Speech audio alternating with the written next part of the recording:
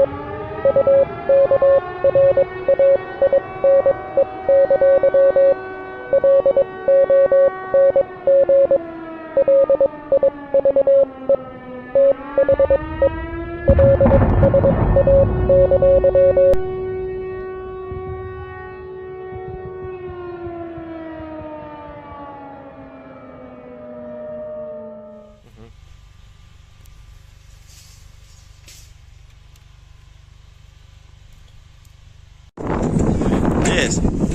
The Leaf Spring Army sends its regards.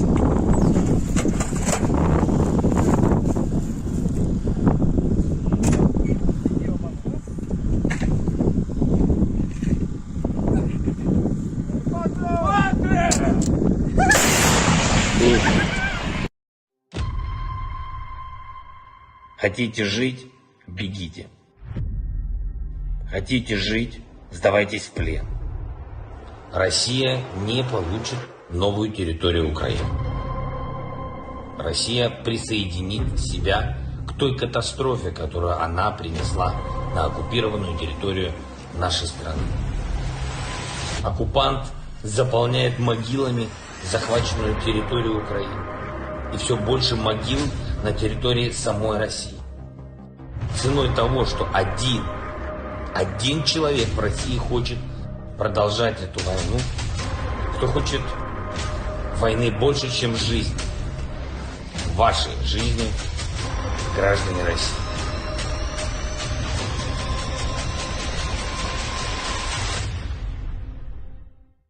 Русский военный корабль. Предлагаю сложить оружие и сдаться. Русский военный корабль, иди нахуй.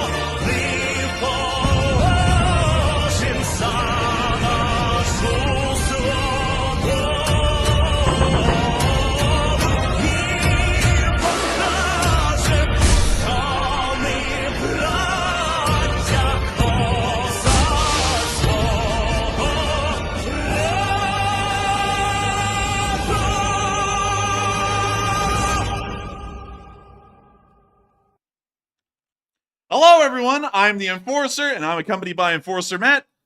And good evening, folks. It's Enforcer Matt, and welcome back to day 531 of the news. And it's good to see you all once again on a very big news day. And of course, we're going to be covering the past 48 hours of the news of the war in Ukraine. But before we get into the breaking news of today, which is actually truly unfathomable, we didn't even think the Ukrainians could pull this off a second time in a different location. Before we get into that, and not to hype it all up before that, we have had some big news that we have to share with you all about what we've been doing behind the scenes, and also something that we have received in the mail today. First, I would like to let y'all know that law school has officially begun for us as of yesterday.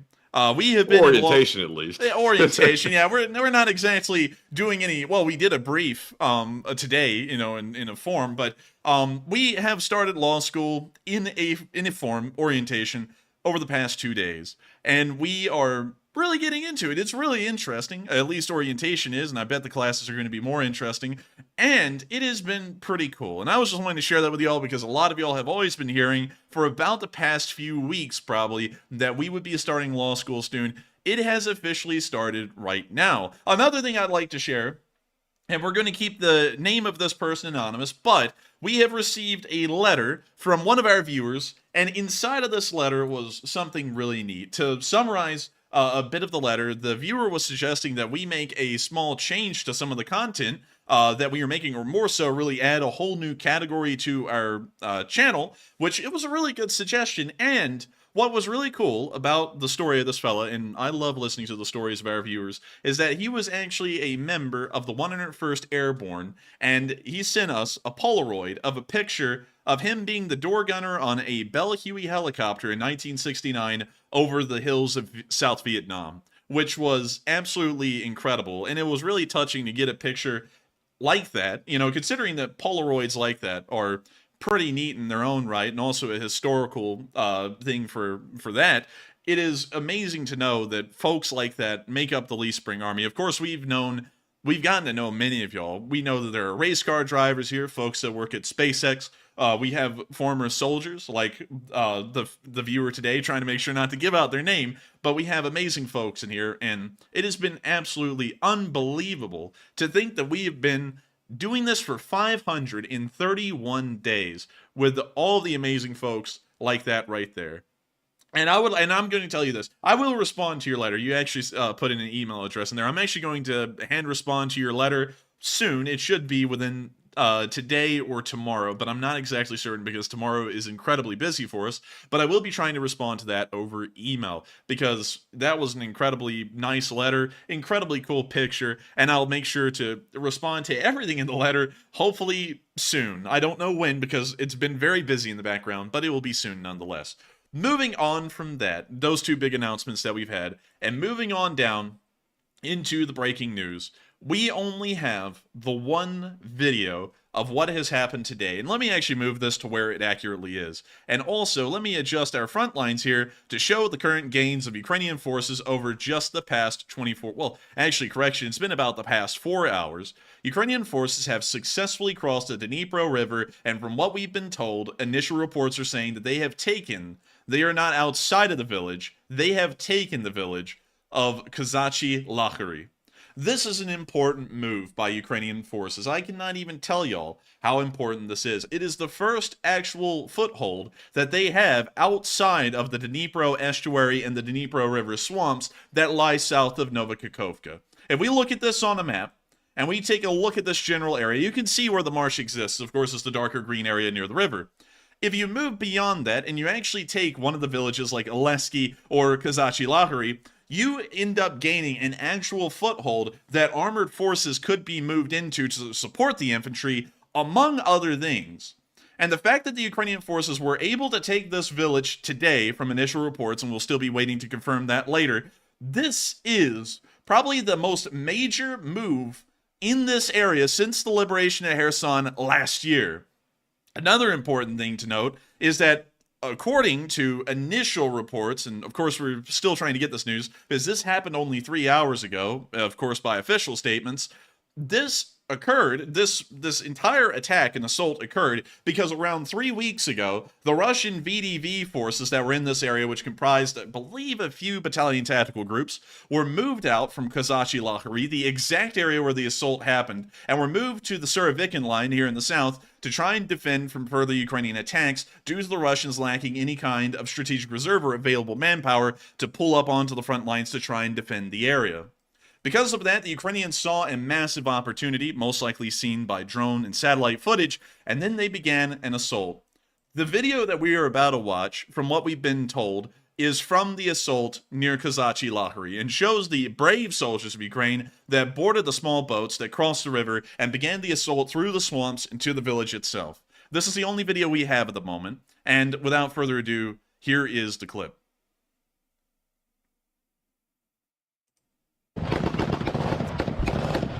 We can hear the firefight beginning as Ukrainian soldiers are still on board the boat at the moment, firing at Russian garrisons towards the swamp. Jeez, man, it's a bad spot to be in. Yeah, it's a bad spot to be in, but they are actually keeping control of the situation. It doesn't sound that there's much return fire towards the boats, and when you hear orders being given out for the Ukrainians to most likely disembark.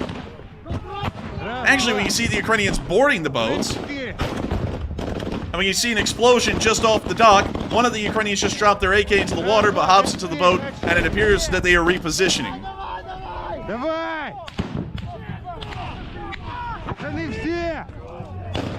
We hear orders still being issued as the Ukrainians keep up the fire, with a fire now burning on the shoreline itself.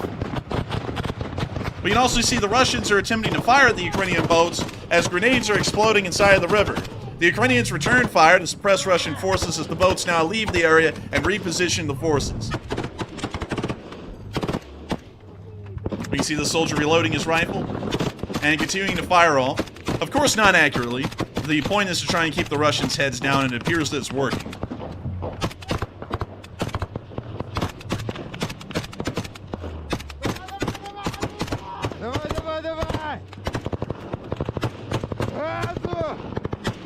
When you see one of these soldiers trying to set up his bipod, I don't know how much that's going to help him on a moving boat, but he's trying nonetheless.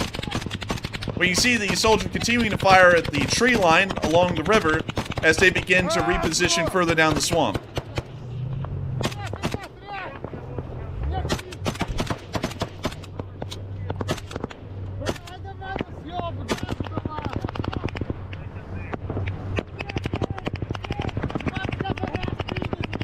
And also, that actually looks like an M240, not a AK, like I said earlier.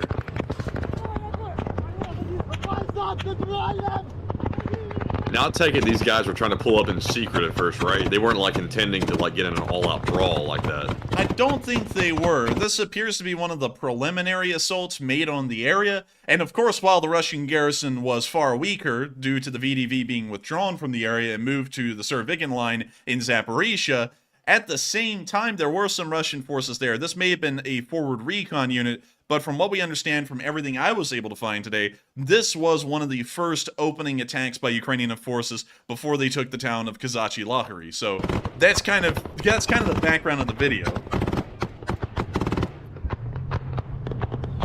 We now see them continuing to move down the river. We can see a tracer flying off into space over there. It appears that the Russians are trying to make the Apollo program.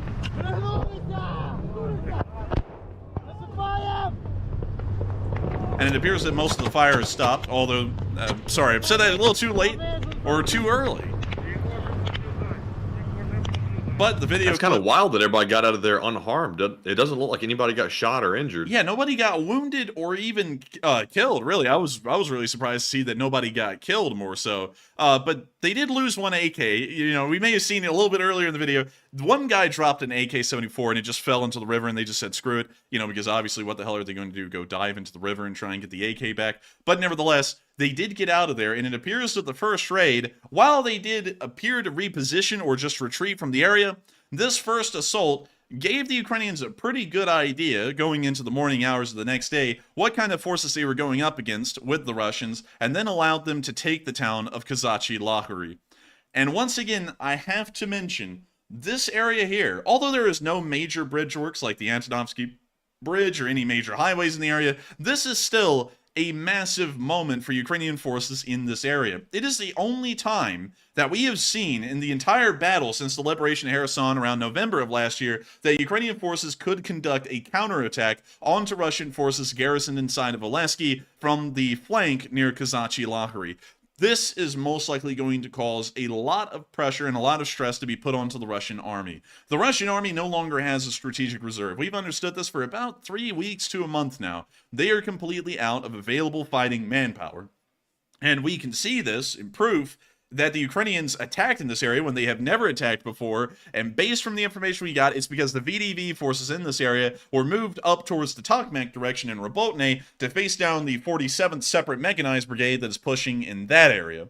And so based off of all of that, we can know that the Russians are now going to have to make a decision. They're going to have to either consider or just accept the fact that they are going to begin losing ground in the area around Kazachi Lahari and Oleshky as Ukrainian forces are going to be moving forward largely unopposed, or they are going to clearly be outnumbering the Russians, or they can move the additional forces of the VDV that they've moved to the Zaporizhzhia line, making their positions there weaker and possibly losing more territory to try and stop the Ukrainians from outflanking the Russian garrison at Oleshky. Either way, I'm sure a lot of y'all can tell the Russians are in a bit of a bind. Both solutions to this problem will most likely result in them losing more ground due to a lack of available manpower. And so they are in a bit of a fix. And I gotta say, the Ukrainians are absolutely genius with the kind of fix that they're putting these forces into. It is absolutely incredible. It's amazing strategy, and it's also trying to play the cards right. And another good thing from what we understand so far is that if the offensive in this area goes poorly and the Russians try and quash the attack at Kazachi Lahari, they have not moved any heavy equipment into the area, from what we understand. It is entirely a light infantry force. And so it would be very easy if the Russians moved reinforcements into this area for them to then retreat back across the river, considering there's nothing heavy they have to transport. And then the Russians have moved forces off of the southern front and left it a little bit weaker than it was before, but they did quash the outflanking attempt near Oleshky. So either way, the Russians are in a very bad situation. And we're going to have to wait and see, what do they do? How do they respond to a situation like this? And I have a feeling that it's probably going to be one of the stupidest things we've ever seen so far. But nevertheless, we're going to be moving on from that, and we're going to be moving into the area of Yekaterinburg, way deep near the Ural Mountains in Russia, as we saw that apparently some of the few T-80 BVMs that remain inside the Russian Federation that have not been destroyed in Ukraine are now being transported through the area and most likely towards Ukraine. From what we understand, from what we were able to geolocate today, this train is going westwards, which would be towards Ukraine and not eastwards towards Vladivostok and Siberia. When you see the train transporting the T-80 BVMs, and this train is chock full of them. That's actually pretty rare at this point in the war.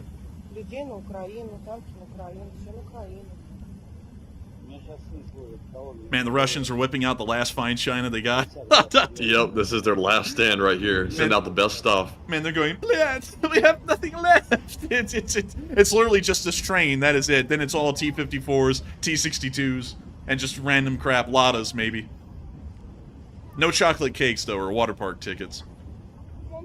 They probably got a few they can spare.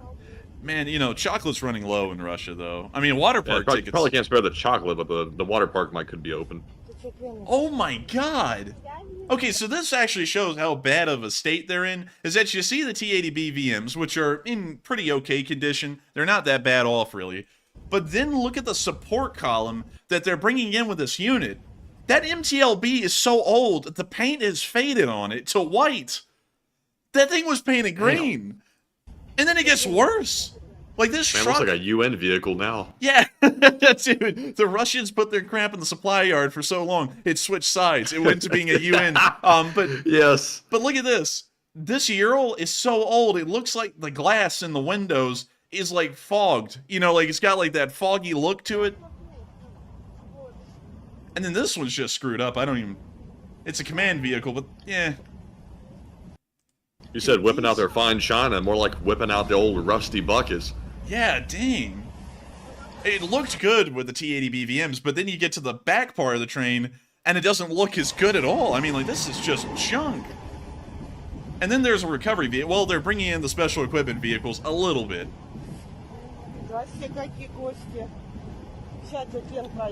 Someone tried to explain the reason why the Russian tanks looked an offish green white color. They said it's winter vehicles. I would agree with you if it wasn't the beginning of August.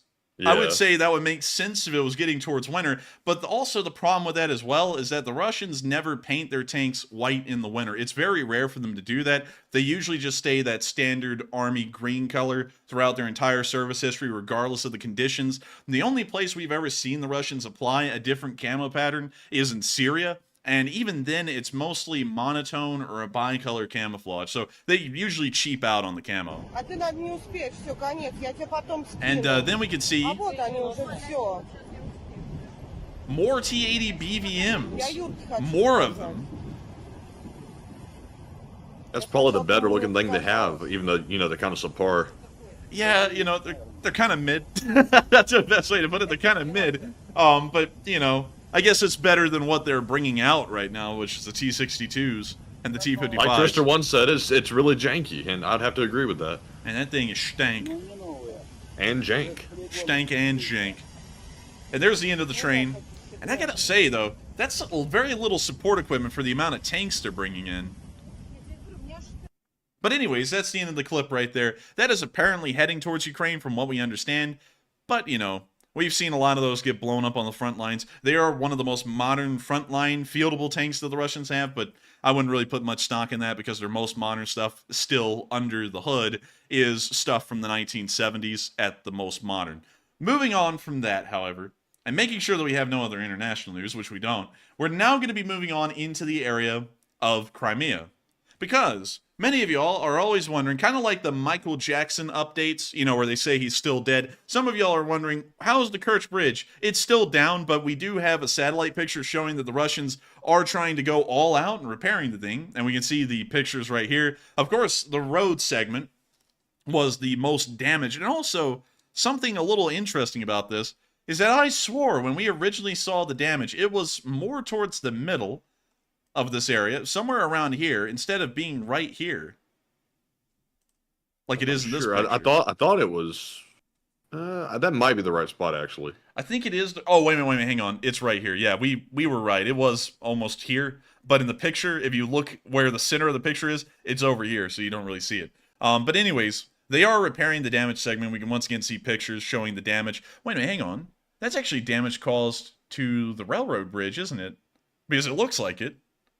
Yes, I believe it was hit. I think it may have been damaged a little. I don't think the railroad bridge was damaged enough this time to knock it out. It looks like a handrail was taken out, though. But beyond that, the road segment, as you can see, is clearly down. Only one lane is operational, and the Russians are still pretty adamant on the timetable that this repair project will be completed by the end of this year, meaning that this bridge will be out for almost another 5 months, pretty much ensuring that this bridge will not be bringing in any vital supplies by road to Crimea. And that's posing a bit of an issue, considering that the Russian Air Force and the Russian Navy have clearly been seen to be operating less, most likely on a reduced supply load, due to the lack of new supplies that are entering the peninsula. And speaking of the Russian Black Sea Fleet, while they're not using their supplies as much, there aren't as many ships left anymore to really try and use any of those supplies. We actually got a little infographic today that I thought was really good, that showed all of the losses that the Russian Navy has taken over this war so far, all of the ships that have been damaged, and all of the ships that have been destroyed outright. And so here's a little infographic, and we can see that it is interestingly labeled, Russian Navy, no houses for fish plant. And I gotta say, man, they're so nice to the fish. They give them new habitats every day. Nice habitats, actually. man, I gotta tell you, man, the reef restoration people are huge fans of the Russian Navy. The Russian Navy has done more for reef restoration than anyone has over the past, like, 3 decades. But Exactly. How can you outdo the Moskva as a new habitat? man, you can't. I mean, well, you know, the United States outdoes them whenever we decommission an aircraft carrier, but nobody else in the world.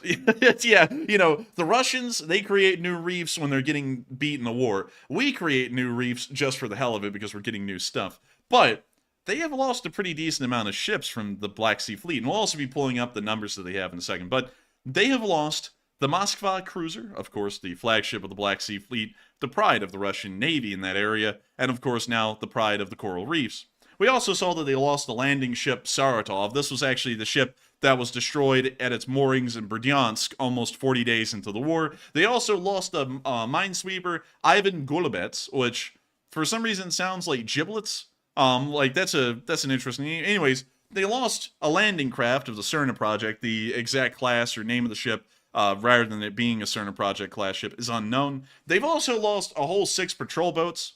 The story behind that's pretty funny. Because the reason why they lost these patrol boats is because they tried to do gun and runs on Mariupol back at the very beginning of the war, and so the Ukrainians actually ended up destroying 2 of these with Stugnas. They're the only two boats in the entire war that have been destroyed by anti-tank guided missiles are the Raptor-class boats of the Russians, only 2 of them. But then they also lost a towboat as well, the rescuer Vasily Beck. Then moving on from that, we can then see that every single Ropucha-class landing ship has been damaged so far, except for 1. There's 4 in the Black Sea Fleet. 3 of them have been seriously damaged, which is pretty nice. And then we also saw that the frigates Admiral Makarov and Admiral Grigorovich have also been damaged. And the vessel, I don't know what this vessel really is. It's the Veslovod Bobrov, has also been damaged as well. To put this into perspective, the Russian Black Sea Fleet only has around 30 surface ships, and we can see that 6, 7, 8, 9, 10, 11 have been outright destroyed, and about another 6 have been damaged, meaning that about 50% of the Black Sea Fleet so far during this war has been knocked out of action, either temporarily or completely. 50%. The Ukrainians don't even have a navy. It's crazy. It's crazy, man. But anyways, moving on from that, very interesting little infographic there showing the Russian Navy is suffering a little, but I'm sure they'll be suffering even more soon. Moving on from Crimea and on up into the area of our location unknowns, we also have some pretty interesting stuff up here, but only 1 clip from yesterday. And this was a fairly interesting one because many people are always wondering, where in the world, you know, of course, you know, these people are kind of asking this question to poke people in the live chat, but they ask, where in the world are Russian war crimes? Well, here's a Russian war crime right here. You see, this is a scary looking, I mean, like, this is something of nightmares, but it's some kind of a child statue from a playground.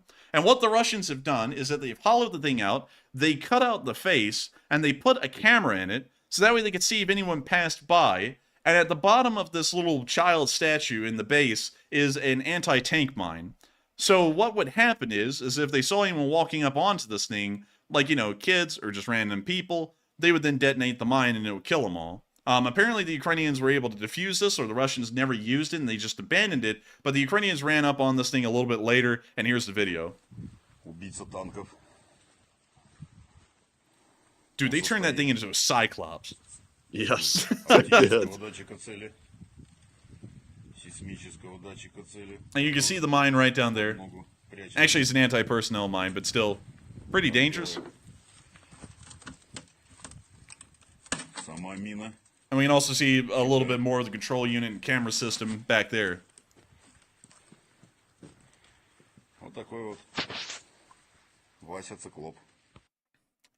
But of course, another true account of a Russian war crime caught on video evidence. The kind of steps that the Russians go to commit acts of terror on the Ukrainian populace is truly astounding. This is probably the most creative one, actually, that we've seen so far. We have seen that they've put grenades tied to rocking chairs. We've seen all kinds of stuff that the sappers have shown, but I have never seen them go through the lengths of hollowing out a statue of a kid and putting a camera in it and then attaching an anti-personnel mine to it. Never have really seen anything like that, so, you know, a little bit of a next level of messed up, and once again showing the kind of sick depths that the Russians will go to try and commit war crimes. And also, just letting y'all know, attaching any weapons or trying to conceal weapons on items inside of playgrounds or items geared towards children like this is considered a war crime by The Hague outright.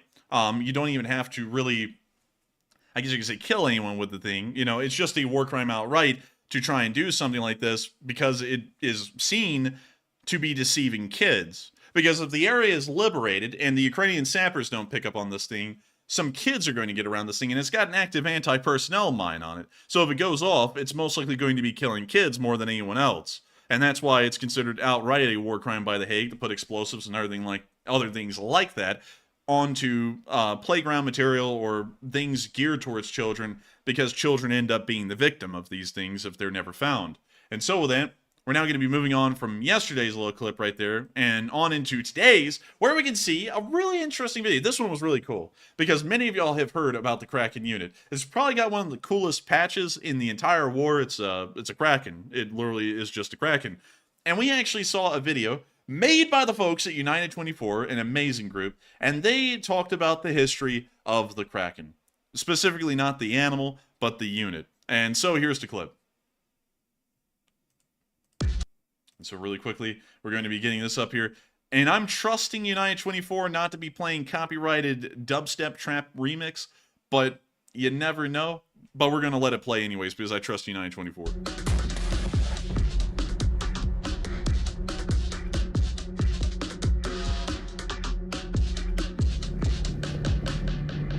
The Kraken. Yeah, we just got copyrighted. Man, the copyright lawyers are on the way. We're getting screwed over right now. Anyways. Life thanks to the mysterious unit, which emerged from nowhere and became one of the fiercest at the front lines. Volunteers who started with regular cars a year ago now operate tanks as a separate reconnaissance unit. So what's the story behind Kraken? True chaos reigned in the first day of the full-scale invasion as Kharkiv suffered massive bombardment. Large enemy columns approached the Ukrainian metropolis near the Russian border from the north. Under those circumstances, a group of gloomy men has gathered in Kharkiv. There were mainly local football fans and their acquaintances. Together, they stood up to defend the city. Among them were recon officers, veterans of the acclaimed Azov, and other experienced fighters. The main Directorate of Intelligence agreed to provide some light arms, a few machine guns, and mortars. That's how Kraken was born. The volunteers went to back up the armed forces right away. In the second half of the day on February 24th, we took up positions at North Saltivka, the most dangerous direction at that time. They were already breaching through it. The 92nd Brigade was holding it, but the defense was already breached. That's where we sent the reinforcements to. A few days later, they were already dislodging Russian special forces from a school they captured near the city center. In a week, 2 Russian caliber missiles hit the city's defense headquarters, where Kraken was also dislocated. According to the official report, you know something I actually didn't know, to pause this really quickly, considering what we just saw, which was filmed by the Kraken, is that the Kraken is a unit mostly made up of football hooligans from Kharkiv. I didn't know that. I thought that they were like a special forces unit. That's what I thought too. But you're saying that they're not actually trained, or they're just like partially trained? According to what they said at the beginning of the video, when the city of Kharkiv was coming under siege at the beginning of the war, the football hooligans made the unit. Oh, that's yeah, I definitely didn't know that. Yeah, that's crazy, man. Imagine being the Russian commander going, all right, what are we going up against? Are we going up against the SBU? No, no, no, no, no. We're going up against the football hooligans. Oh, God. These people are Jeez. brutal, man. 29 people died. Yet the volunteers remained unwavering. By March, they reclaimed Vilhivka village. Further, in April, they liberated the important town of Ruska Lozova. As it was later revealed, the head of the main Directorate of Intelligence, Kirilla Budanov, took part in that operation as well.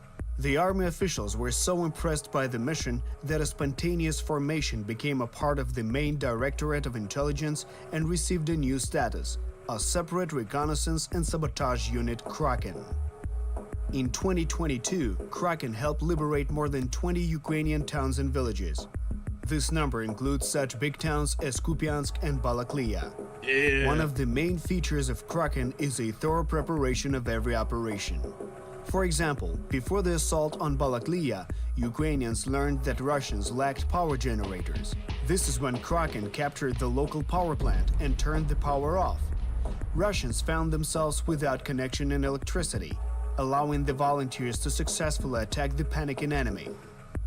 One of the last carefully planned operations at the moment was the destruction of 2 Russian surveillance towers that automatically detect any movement on a 15 kilometers distance. Thanks to reconnaissance and analytics, Kraken fighters knew exactly where and how to shoot.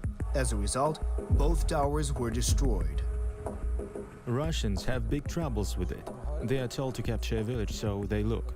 Okay, the paper says we need to send 3 tanks and 4 armored call 'em carriers chili. through the field. Man, called it. Man, this man must be living in a Wendy's because they call him chili. Tanks and 4 Man, he's armored bringing all the carriers heat. drive through the field. And then, good evening, here we are, meeting them. For effective operation planning, Kraken actively uses UAVs. That includes the Black Hornet, tiny helicopters that weigh around 20 grams. They're silent Okay, hang enough on. to Hang on. Who in the world did they get to do the 3D animating here? Because that was sick. Like, this looks really good. Yeah, it is pretty cool. I You gotta know- say, these guys, to be supposedly football hooligans, they are sure well equipped and like pretty well trained from what I can see. So they are football hooligans. Most of them are, but some of them are Azov special forces. You know, but that in the original part, the beginning of the war, that was the smallest part of the unit. Was the actual guys who had any large amounts of military service or experience and training. Most of them were football hooligans, but I think they've really come into form during the war, either through just massive amounts of training or they've really had a knack for war. And, you know, and then again, man, you know, the football hooligans are like the folks who like bloody each other after a football match, you know, in Ukraine, like when things go badly for their team, they just go out there and beat up the other folks who support the other team. So I guess, you know, they would be the people who would be really good at war. Maybe they're like the perfect fit for war. Maybe every Maybe country in so. Europe needs to raise new units of purely football hooligans. Maybe that works. And- I don't know. And also, by the way, I saw somebody say, "Is that real?" And this right here is an animation, but that is a real weapon. It's a small little like drone-like helicopter deal, and I believe it's only for reconnaissance, right? Or does it carry a charge? Only reconnaissance. Yeah, I thought so.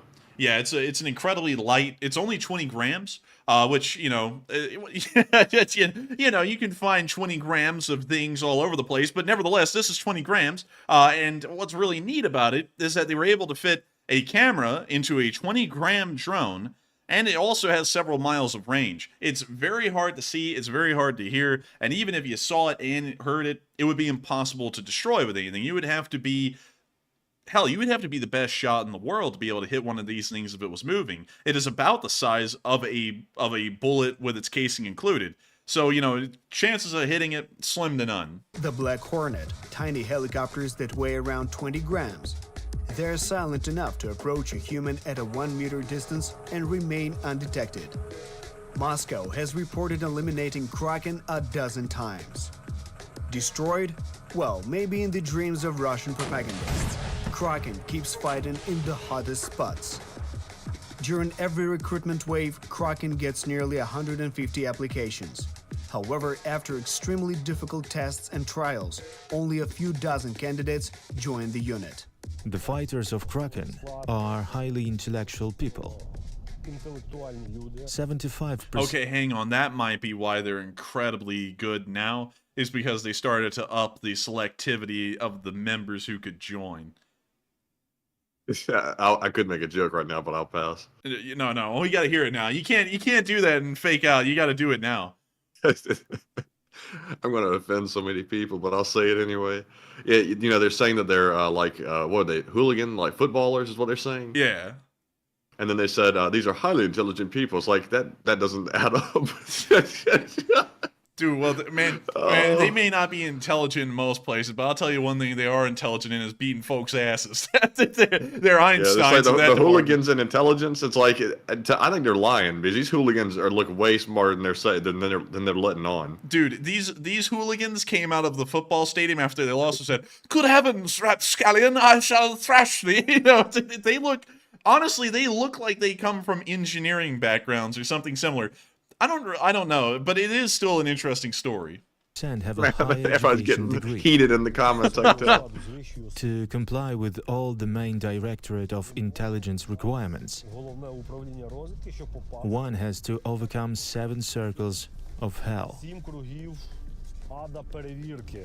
The trials include running many kilometers with a 15-kilogram backpack, staying in the cold or under the rain for a long time without food.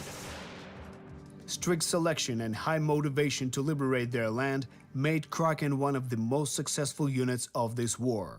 I am grateful to Kraken fighters for decisive actions in the destruction of the enemy. And with that, that's the end of the clip right there. But that is the story of the Kraken unit from their very origins at the beginning of the war, at the siege of Kharkiv, and all the way up until the very present day. An amazing unit, and of course, a lot of y'all have come to know them as some of the best drone pilots and operators out there in the war so far. But moving on into our next little clip, more so news, we also heard something really cool. Stugna production, I said Stugna production. Stugna production has increased apparently 4-fold, according to the Ukrainian Ministry of Defense, or the Minister for Strategic Industries, and the minister for that is Alexander Commission. According to him, Stugna production has increased 400%. That is something that is pretty big, because we have actually been seeing that Stugnas have been used less and less in video evidence over the course of the war, and interestingly enough, the reason why is because Stugnas were so effective that they burned through almost all of the ammo that the Ukrainians had for the Stugna in the first 6 to 7 months of the war, and so since then they've had to reduce the amount of times that the Stugna can be used. So this has been a massive issue, is to meet the amount of demand that the Stugna operators have for Stugna missiles. So now they've upped the production of, I believe from what I'm understanding here, every part of the system, the actual launchers and the ammunition itself, so that way they can get more Stugnas on the field and continue to lay down fire onto Russian forces. Both the Russian infantry, the tanks, and everything else. Hell, we've actually seen one of these things shoot down a helicopter before, so if you shoot them right, you can hit anything. Stugnas are, of course, revolutionary in the field of warfare. Never before has any anti-tank guided missile system in the world been allowed to be set up in the open, but the operators are dozens of yards away in safety where the enemy cannot see them. It is a great innovation because it makes the operation of this ATGM far more safer for the crew, limiting the amount of casualties, limiting the amount of retraining, making it far more efficient and economical. Of course, a really weird way to say it, but that is what it comes down to. And absolutely incredible to see that the Ukrainians are monopolizing on one of the best ATGM systems in the world at this moment. And so with that, we are now going to be moving on into our last bit of location unknown news, which is the Russian casualty report. And Matthew, eat your hearts out. Oh, they got 2. Oh, what the hell? That's not good enough for you? That's just what they got. Man, I 2. don't know. I was getting so used to getting like 6 in a row and 7. 2 is good though. I'm not gonna bash on 2. Man, they were slaughtering though for like a week. It was just 10 a day every day for about a week. It was incredibly good, incredibly high losses. But it is still great to see that they did take out 2. And let's see if we got any memes. Did anyone put in a meme? We had to get some memes. Come on. Hey! Oh! Hey! Dude, Let's there's go. a million of them. They didn't show up Damn. here. Oh my god. All right. There's a ton. Hey, KJ put in 2 Bobcats destroy. Hey! Newt! Hey! Newt! He's never put in a meme. I don't think. I'm probably wrong on that. But 2 Bobcats. Hey! Melissa Smith, 2 for Matt. Brad, Let's go.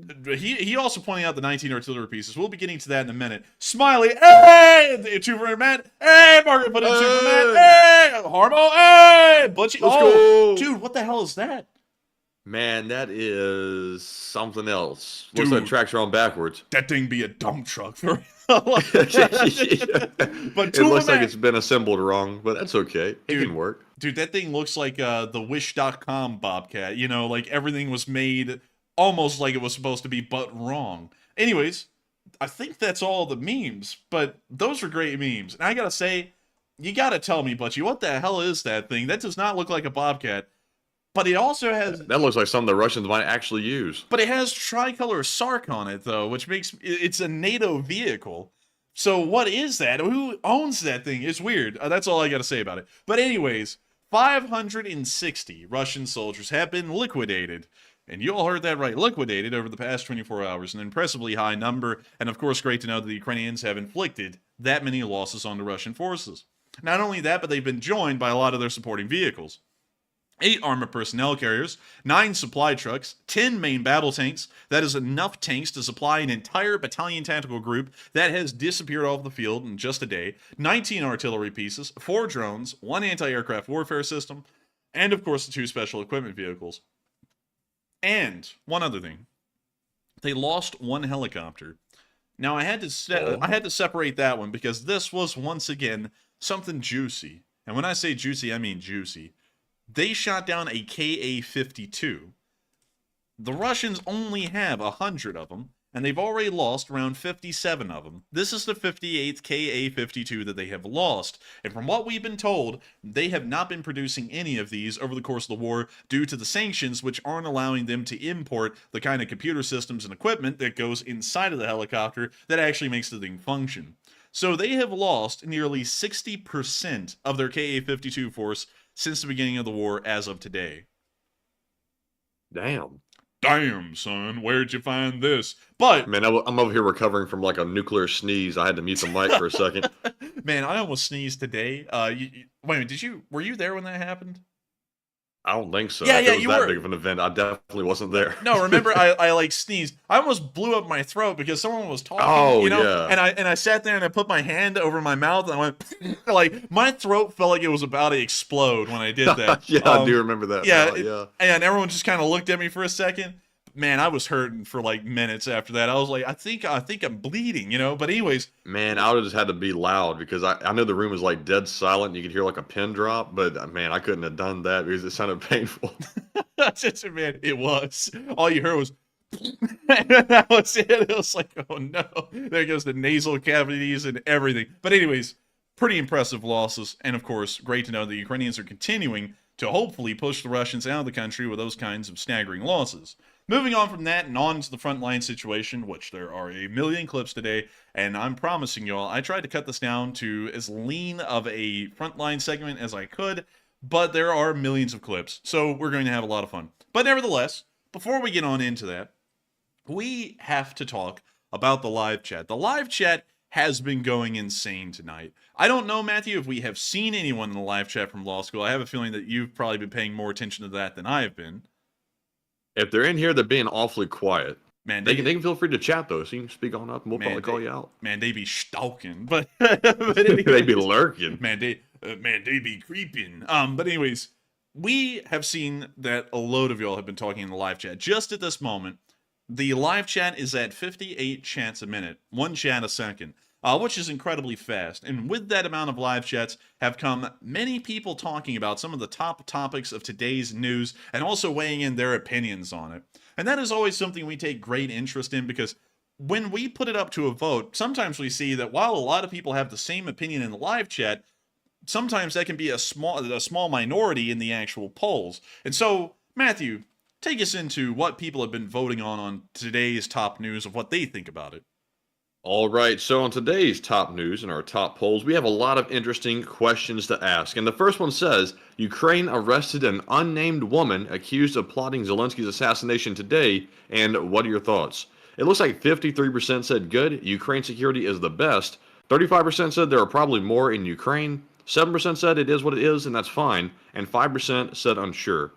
And on this one, I would have to say that while it's very good that Ukraine foiled the plot, I'm sure that is not the only person in Ukraine that is actively trying to spy and find out what Zelensky's routine is to try to eventually get him assassinated. There's probably a lot more than that because it's simply next to impossible in the midst of this active war for Ukraine to keep track of literally every single spy in the country. So hopefully they can keep a track on most of them, the most important ones in Kyiv, and keep Zelensky safe. But Enforcer, what say you? Can you reread that poll prompt? It says Ukraine arrested an unnamed woman accused of plotting Zelensky's assassination today, and thoughts. Oh, that's nothing new. That's like that's like an assassination plot against Fidel Castro. There's a new one each week. I would say that it's not really that big of a deal. I mean, it's great that they caught her, but it's not really that big of a deal because, hell, I think there's been about 80 assassination attempts on Zelensky at this point in the war. So that's just another foiled one out of the dozens that they've tried. So still great to hear, but I don't really think it's that big. But with that, I hope that does address that fairly well. And with that, we are on to the next one. All right, and our next poll says, now Ukraine has begun severe attacks on ships in Moscow. And the question is Zelensky's life in extreme danger and worse than before? But I couldn't add that because of the word limit. It looks like 57% said yes, Putin wants him gone badly. 36% said no, it's the same risk as always. 4% said unsure, and 3% said it's too early, but maybe. And I think because of the attacks being ramped up, I think that most likely Putin will have probably ordered a new priority on taking Zelensky out because, of course, he's worried that Ukraine is going to gain some ground in that counteroffensive, and he thinks that probably by taking out Zelensky, he can try to destabilize the entire government of Ukraine. But we know for a fact that there is a plan in place for Zelensky to be replaced by a dual government system. I don't know how that would actually work in practice, but that is the theory if something were to happen to him. So while it'd be very unfortunate, it wouldn't be the end of the war effort. But Enforcer, what say you? I would say that the risk to Zelensky's life is probably as high as it has been throughout most of the war. The Russians have wanted Zelensky dead since day one. We saw that when the hitman groups drove straight into Kyiv, and then one of them got beat up by a bunch of thugs in eastern Kyiv. Remember that, Matthew? Wait a minute, what? Remember? Oh, okay, wait a minute, hang on. You don't remember the story about what happened in Troishina? I don't think so. Oh my god, okay, then you got a treat, Matthew. Oh boy, this is going to be a treat. So anyways, a Russian group of hitmen took off from Belarus. It was a small convoy. I think it was like a BTR and like 3 UAZs, so like Jeeps. And they took off from the Belarusian border, drove right past Chernihiv. They made it all the way down the highway into Kyiv, but then they took a minor highway here. It's this one you can see highlighted on the map, and they ended up in this area called Troishina. And remember how Starsky told us the story? He was like, it's a ghetto. And so they pulled into the town, but they were lost because they were using paper maps. They didn't have GPSs. So they asked for directions, and a mob descended onto the UAZs and the BTRs and dragged them out and beat them to death. Damn, I didn't remember hearing about that. What, you don't remember? Dude, I remember that like it was yesterday. It was a crazy story, but... like things like that have been happening a lot since the beginning of the war. Like folks trying to kill Zelensky, and back then they actually wanted him dead in the first few hours, and that was, of course, one of the failed attempts. Another attempt would actually come in Western Kyiv, and that was a whole big deal because they were driving around. You may remember that, Matthew, how they were driving around the city and folks were shooting each other from the moving cars, and then they eventually ran into a parking lot. And they ran over there and they got him on film. Yeah, I think I recall that one. Yeah, that was the one in Western Kyiv. It was almost at the same time as the folks getting dragged out and beaten in Troishina.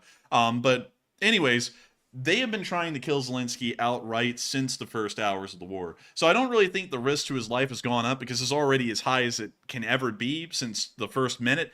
So I think that he's still in the same amount of danger he has always been in. But the Russians are probably more infuriated now for sure, and they may put more effort into trying to kill him because they are outright attacking now Russian shipping and also Russian military vessels. They nearly destroyed a Rapucha-class landing ship near Novorossiysk just a week ago, and they also hit the Russian tanker Sig as well, and heavily caused some very serious damage to that. So while they're doing some pretty significant attacks and causing a lot of damage to Russian maritime assets, I don't really think that it's going to, it's going to make them try and kill Zelensky more because they've already been trying the best they can. And also, Yuri C. actually says it was in Obolon.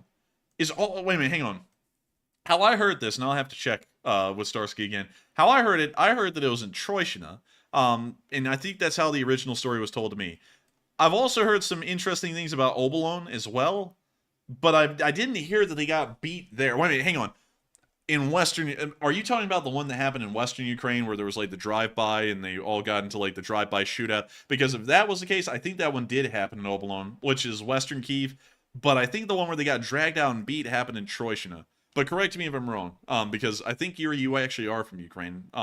So with that, I hope that does address that fairly well, and we are on to the next one. All right, and our third poll says, Zelensky says the offensive is going slow, and he blames the West for a lack of equipment, and what are your thoughts? It looks like 42% said, the West has partial blame. 35% said it's primarily the West's fault. 16% said the West can't be blamed for this, and 6% said unsure. And on this one, I would have to go with the 42%. I think the West has partial blame for not delivering equipment on time, and the West has to take responsibility for that because we did make promises that we didn't fully deliver on. However, we cannot put all the blame on the West because right now Russia has set up a very strong defensive line, and no matter what type of equipment you have, that is very tough to defeat. Now, air support would obviously be a major help in defeating those deeply entrenched lines. But right now, it looks like the F-16s aren't going to arrive for quite some time, if ever, in my opinion. But that's up for debate. So we'll have to wait and see. But Enforcer, what say you? I would have to say, this is an interesting one because I don't really think it can be blamed on the West that the counteroffensive is going slow. Because the reason that the Ukrainians have survived so long and have done so well to be able to be in this counteroffensive is largely because of support from the West. We have largely been bankrolling the Ukrainian military since about June of last year, July of last year. And so we've seen that they've gotten a lot of Western equipment. They've been able to hold the lines. They've been able to conduct amazing counteroffensives with some and very few vehicles and Western equipment, like the Balaklia counteroffensive and the Kherson counteroffensive, which both went incredibly well. So I would have to say I'm kind of in a mix. I could see a little bit of blame being sent in the West direction for this, but at the same time, we have given a lot to Ukraine. The United States, I believe, alone has sent something around $100 billion of support to Ukraine, militarily, financially, and so on. And so, yeah, I think the 100 billion figure includes the humanitarian aid as well, but military aid alone would be 62 billion. Yeah, and it's a massive amount. We actually gave more in assets to the Ukrainians last year, well, actually over a year and a half, than the Russians have allotted annually for their own military budget. And that's actually given the Ukrainians a pretty good ability to fight right on par with the Russians, although they were doing that since day one. So I would say, I would kind of have to be in the I don't know, because I could see it really going either way. So with that, I hope that does address that fairly well. And with that, we are on to the next one. All right, and with that being said, we are fresh out of poll questions, so of course we're moving back into our Super Chat questions. And up first, we have a very generous $100 donation from Sharon Flynn, a longtime channel viewer, and thank you very much, Sharon, for that support. And she says, y'all are awesome, and much luck, skill, and hard work in law school, and answer a chat question, please. And I have to say, before the Enforcer answers that question, I'll say that the first 2 days of orientation have gone quite well. I'm sure a lot of people are curious. It's very long days, I will say that. Of course, it's a little stressful getting to know everyone slightly, but not as stressful as the first day of actual law school will probably be. So we're looking forward to that, but it's going very well. But Enforcer, what say you? And I got to thank you so much for the mass amount of support, Sharon, and helping us to keep this channel rolling.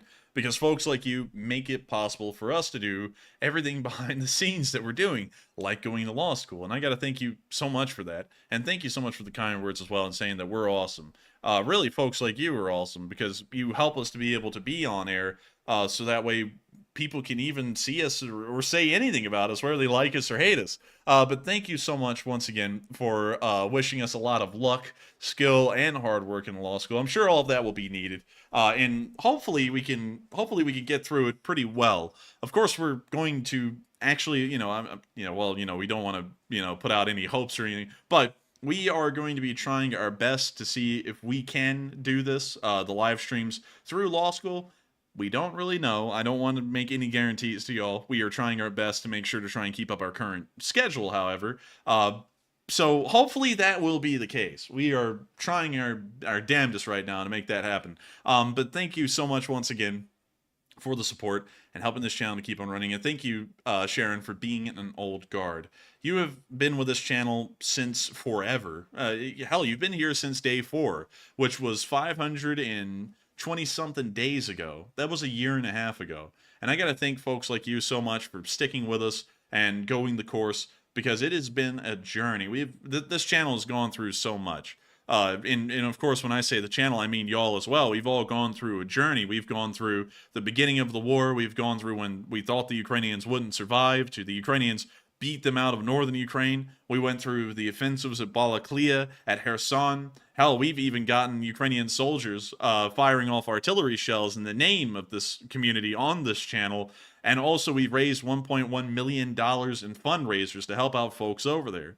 And it's been thanks to folks like you, Sharon, who've helped this channel to keep on running and have supported us and our fundraisers that have made all of this possible. And so thank you so much once again for the massive amount of support. And thank you for wishing us the best in law school. And with that, we will make sure to take a live chat. And so what do we got, Matthew? All right, and the live chat question is going to go to JD Riley, who says, any info on the time frame of the GLS DBs? From what we understand, United 24 claims that the Ukrainians have already had them for a while now. And I'm inclined to believe United 24, although a lot of people for some reason want to deride the information that United 24 gives. United 24 is an official part of the Ukrainian government. And I'll show y'all right here. And it's got a really cool little intro for the website. But, anyways. Official fundraising platform of Ukraine. The initiative of the president of Ukraine. And so this isn't any normal nonprofit where you just see a 501c.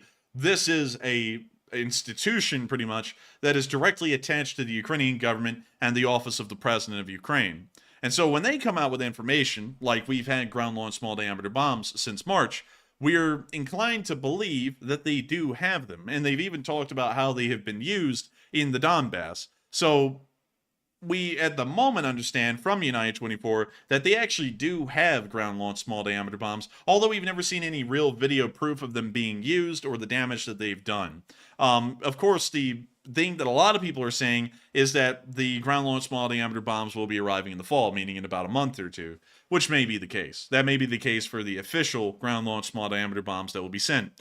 And also, a lot of people are, like, swearing their hand on a news article saying that they will arrive in fall as of a June article. Here's the problem with that.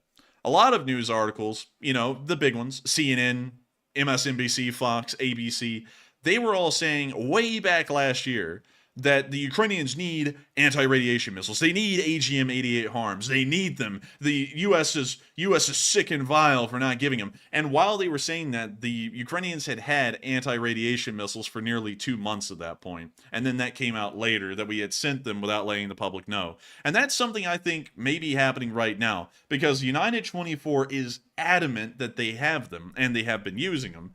But at the same time, news articles are saying that they're going to be arriving at some later date. Maybe ours are arriving at some later date, but from what I also understand, the Turks have their own version of a ground-launched small-diameter bomb, and that is the one that the Ukrainians have been using. And so, take that for what you will. That's the information that we have right now on the ground-launched small-diameter bomb, but the story isn't exactly clear whether they have them or whether they not.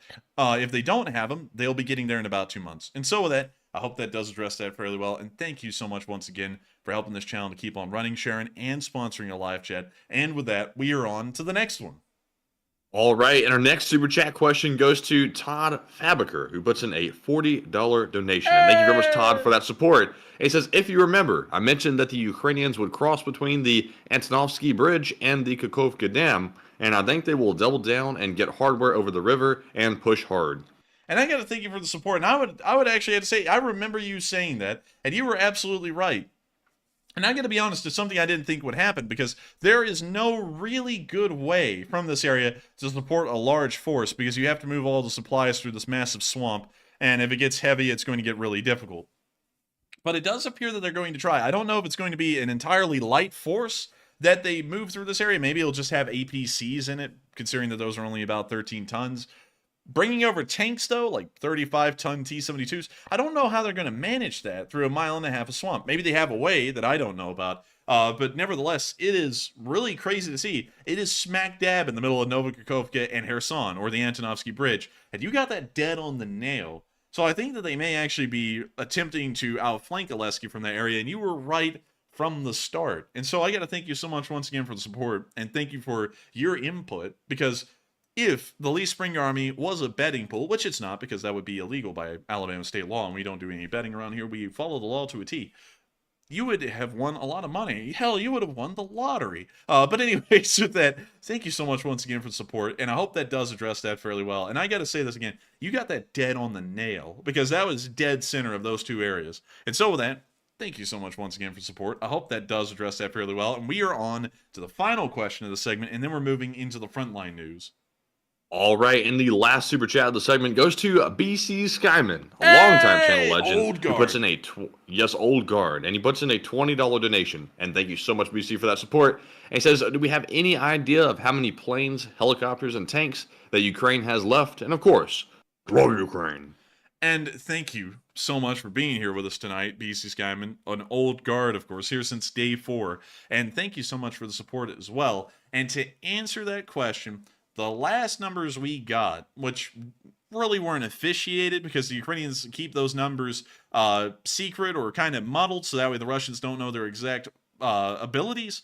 We understood that they had around 1.3 thousand active tanks as of the last count, around 300 helicopters, and I believe, and what else was the other one? Let me make sure to go back and read that perfectly.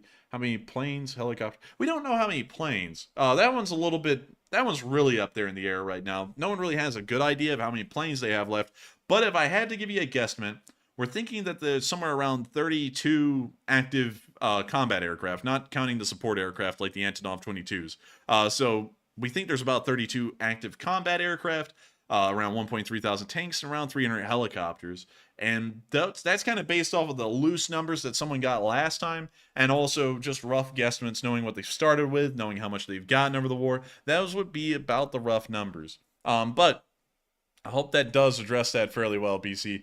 And thank you so much once again for the support and being here with us for ages. You have been here forever. And I got to thank you so much once again for helping this channel to keep on running and supporting this channel, because you help it to be possible for us to do everything we do.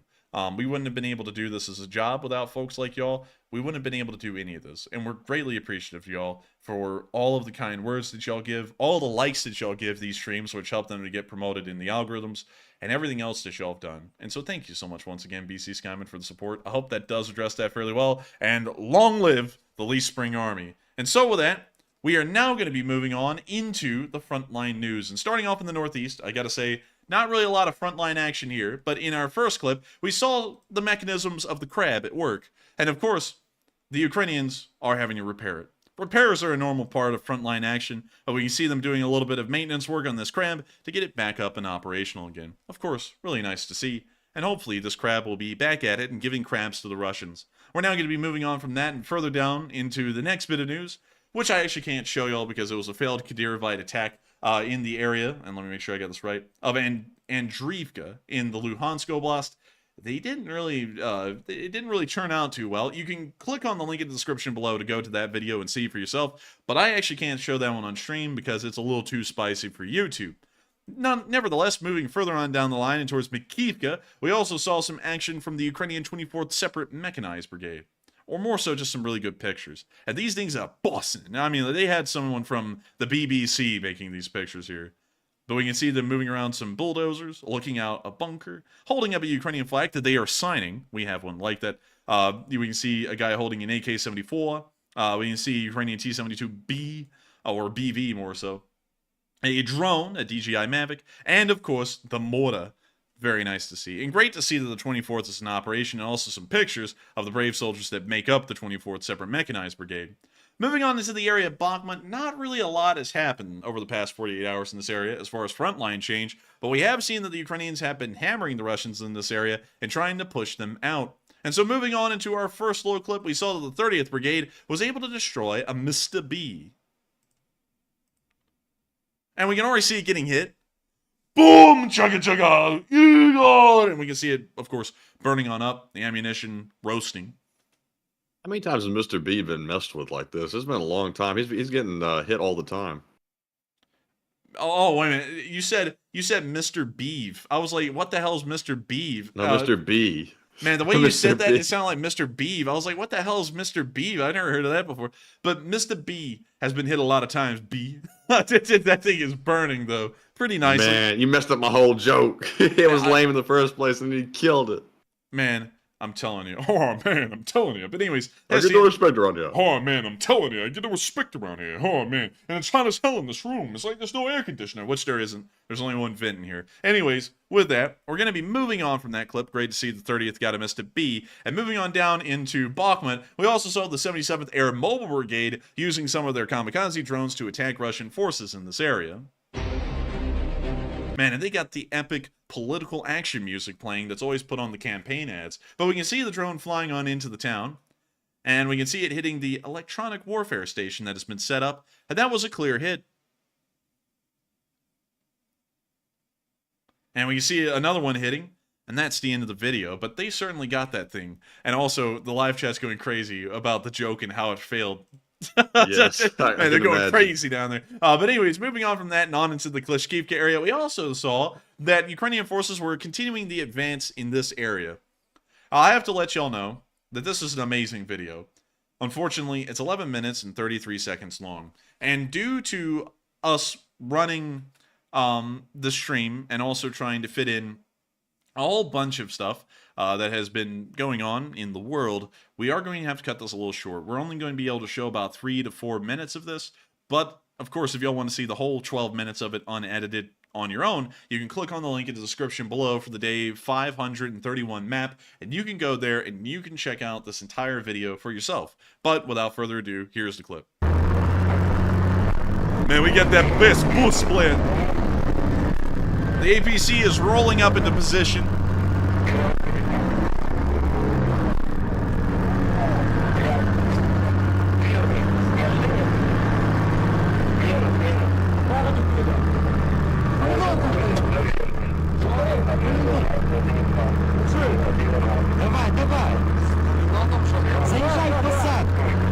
Drive in a tree line. I can't read that. Come on, do your job. Get them. We now hear the tank revving up.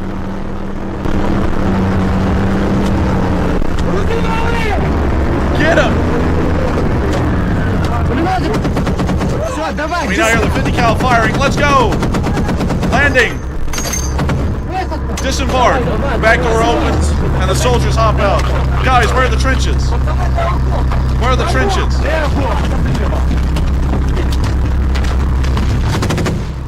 We hear the 50 caliber continuing to unload on the Russian forces as the Ukrainians dismount. And we now hear them throwing out some choice words.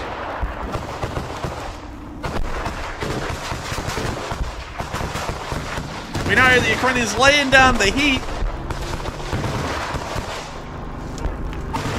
And we can see this Ukrainian soldier trying to move into the underbrush to try and start clearing out the Russian trenches. Frankus! The M113 continues to fire off its 50.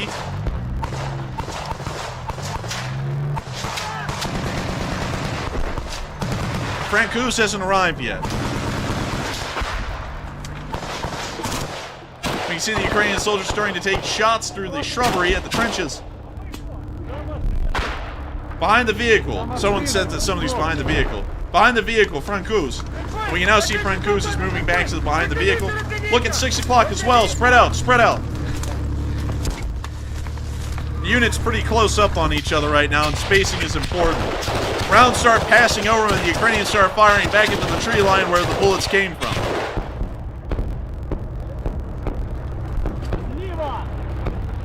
On the left. Where? Scat.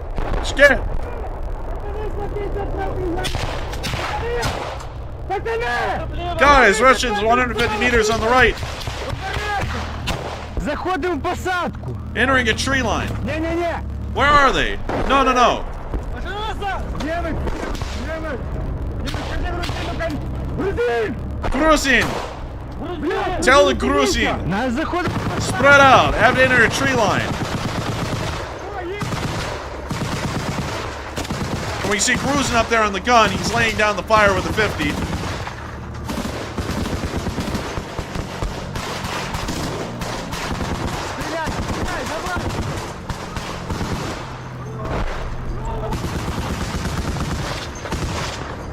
He's still laying down the fire. The M113 is slowly advancing and the infantry are following it in a column.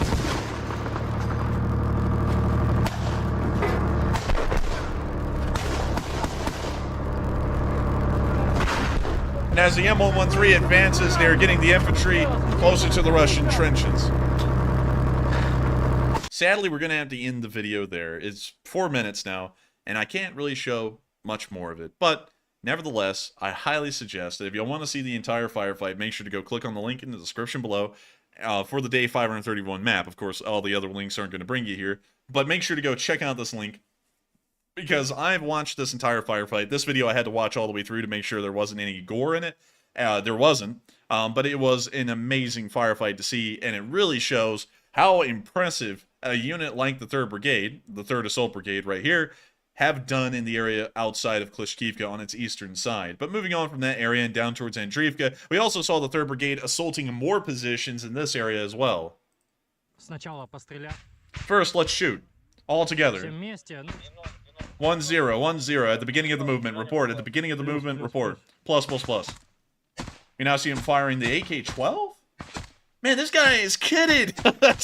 Moving. Pimich, follow me. Delta, Delta. Not a single eye sees movement to the end of this landing. Not a single eye sees movement. Be careful. That means the Russians are dug in and they're hiding inside of the dugouts. Finish, move. Be careful. Блядь. Пизде, хиты нахуй, блядь. Sorry. We've crossed the gap. We're securing on the other side, clearing the pits and dugouts. Don't touch anything. Keep moving. No movement to the end of the landing. No movement to the end of the landing. This is a bit of a stressful situation. The reason why they're calling it out on radio so much is because the Russians could be hiding in small foxholes and dugouts throughout the length of this tree line. And so the best thing for the Ukrainians to do in this situation is to move down its whole length, chucking grenades into every single dugout to make sure the Russians are cleared out, so that way they possibly don't move forward and get ambushed in the middle of trying to clear the tree line and then get wiped out. And so so that's why the radio operator is calling that in so many times, so that way they make sure to keep moving, keep chucking grenades, and make sure to clear out the area before the Russians try and pop up and conduct an ambush. Plus. It's empty there, right? It's empty there. Yeah, it's empty. Cover 12, блядь. Me too. I'm standing too, блядь.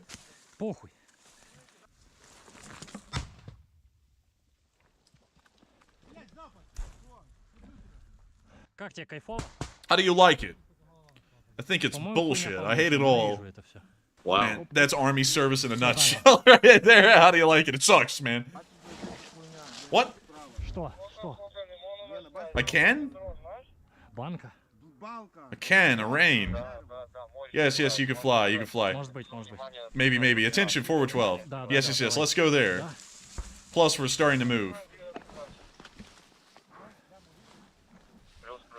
Plus. And then the video clip ends, but once again showing the 3rd Brigade in another tree line close to the village of Andriivka and continuing to clear the tree lines. With that, we're going to be moving down to the bridge in Kurtymivka, where we also saw Russian forces getting hit by some drone bomblets, which appear to have been fairly effective. Man, the trap remix. I can already hear the copyright sounds coming in. It says, ineligible copyright. We're running ads on your video. And then that makes me go mental. But we see them dropping the drone grenade right in front of the Russian column and taking out the first guy for sure. Will they get the second guy, though? It seems to be okay. Actually, the first guy seems to be okay as well. They're getting up and they're sprinting now. The guy behind him doesn't really seem to be that rushed, but this guy is going for it. And also, wait a minute, hang on, he just dropped his gun. Look at that. That was a deliberate move by that guy. Look, he throws it into the weeds. Why would he do that? Dude, man, he's about to start stripping off that uniform. He's going to be trying to look like a citizen by the end of the day. He's like, I'm done, man. The war is over for me. And there he goes. He's off without his gun. He just dropped it deliberately, and now he's gone. He's going to try and desert, that's for sure. If you drop your rifle, you're deserting. No question. And so we're going to be moving out of the Bakhmut area, although that is insane. And we're now going to be moving on towards Orlivka, where we saw one of the few Stugnas being used this moment, because ammunition's a little hard to find for it at the moment, hitting a BMP in the area.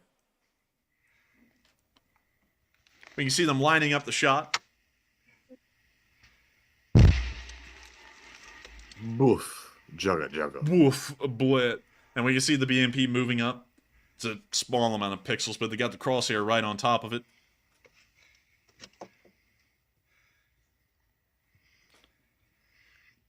Yes. And they hit it. That was it. They hit the BMP, it's gone. That was very unexciting. He said, yes. Yes, yes. Бежи ракету меняй. Куда нахуй назад, сука. Dude, I thought it was gonna be like the normal Stugna clip where they hit it and they go, yeah, mom, get the camera. You know, I thought it was gonna be like that, but no, they just This guy's 100% business, bliat. Man, we make it look easy.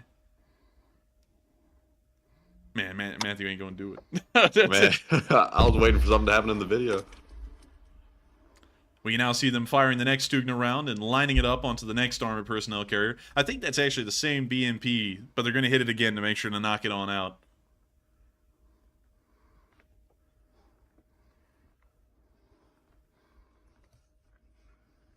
And we can see them hitting it again. We can see a Russian crew member actually running around over there, but that's the end of the clip, and the BMP is gone.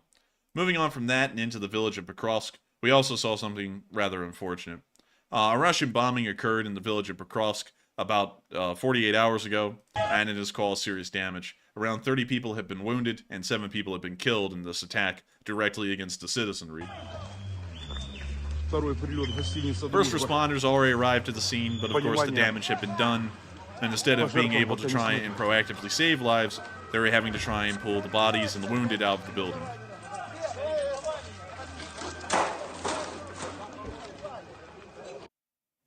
These kinds of actions are not new to any of y'all, I'm very sure. Terrorist actions like this by Russian forces have been seen since the very first day of the war, and it is just another one of the atrocities of the long line that the Russians have been committing against the Ukrainian people. And so with that, we're now going to be moving on from the village of Pokrovsk and back towards the front lines, where the Ukrainians have made sure to make the Russians pay dearly for such a thing. For example, we saw that the 110th Mechanized Brigade was wiping out Russian forces near the Donetsk airport. Alright, they just the fade in the copyrighted music to make sure to just get them a little, you know. But we can see them here at the Donetsk airport. And we can see the Donetsk airport right there. I think we can actually see a Russian standing in the window. Can't really tell for certain. Oh yeah, there are Russians here. There's one, he's moving around. There's another. So there's a group of them here inside the Donetsk airport. Oh my lord, wait a minute, there's 8 of them? And what the hell is this? What? What the hell? I don't even know what that was. Dear Lord. That scared me, man. That's going to be nightmare fuel. I'm not getting any sleep for the next 4 hours of sleep that we're getting. Now I can trust you, I will. That face ain't gonna keep me awake. I'm going to bed. Man gonna be sleeping. But when you see the drone coming on in onto the airport building, and any minute, oh, it's going right in the window, and oh, dang, that thing went far. That thing went like 20 yards into the building. I don't know how many of them it got, but that was a very effective hit. And that's the end of that clip, but the 110th Brigade is making sure to avenge the Ukrainians that have been killed inside of Pokrovsk due to that Russian attack. Moving on down to the area of Staromikhailovka, we also saw some Ukrainian snipers taking out Russian forces in this area as well.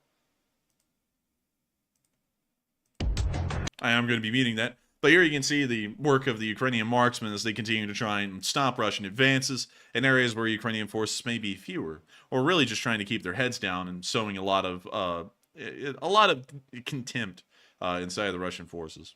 Is it contempt or contempt, Matthew? Contempt, like a hatred? Oh, yeah. It's contempt. That's one of those words that I need to learn. But Yes. anyways, Yes. you can see Russian forces continue to be slammed.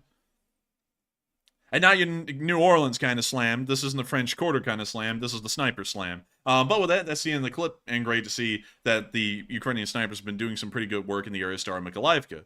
Moving on down and into the area of Konstantinivka, we have seen that Ukrainian forces have steadily been advancing from Volodar and onto the village of Mikilske in an attempt to push the Russians back towards Volodymyrivka. I don't know why I was having such a hard time saying that. And also Blahodatne, which is down near the very southern end of the highway before it takes a sharp turn eastwards and then goes to Olchinka.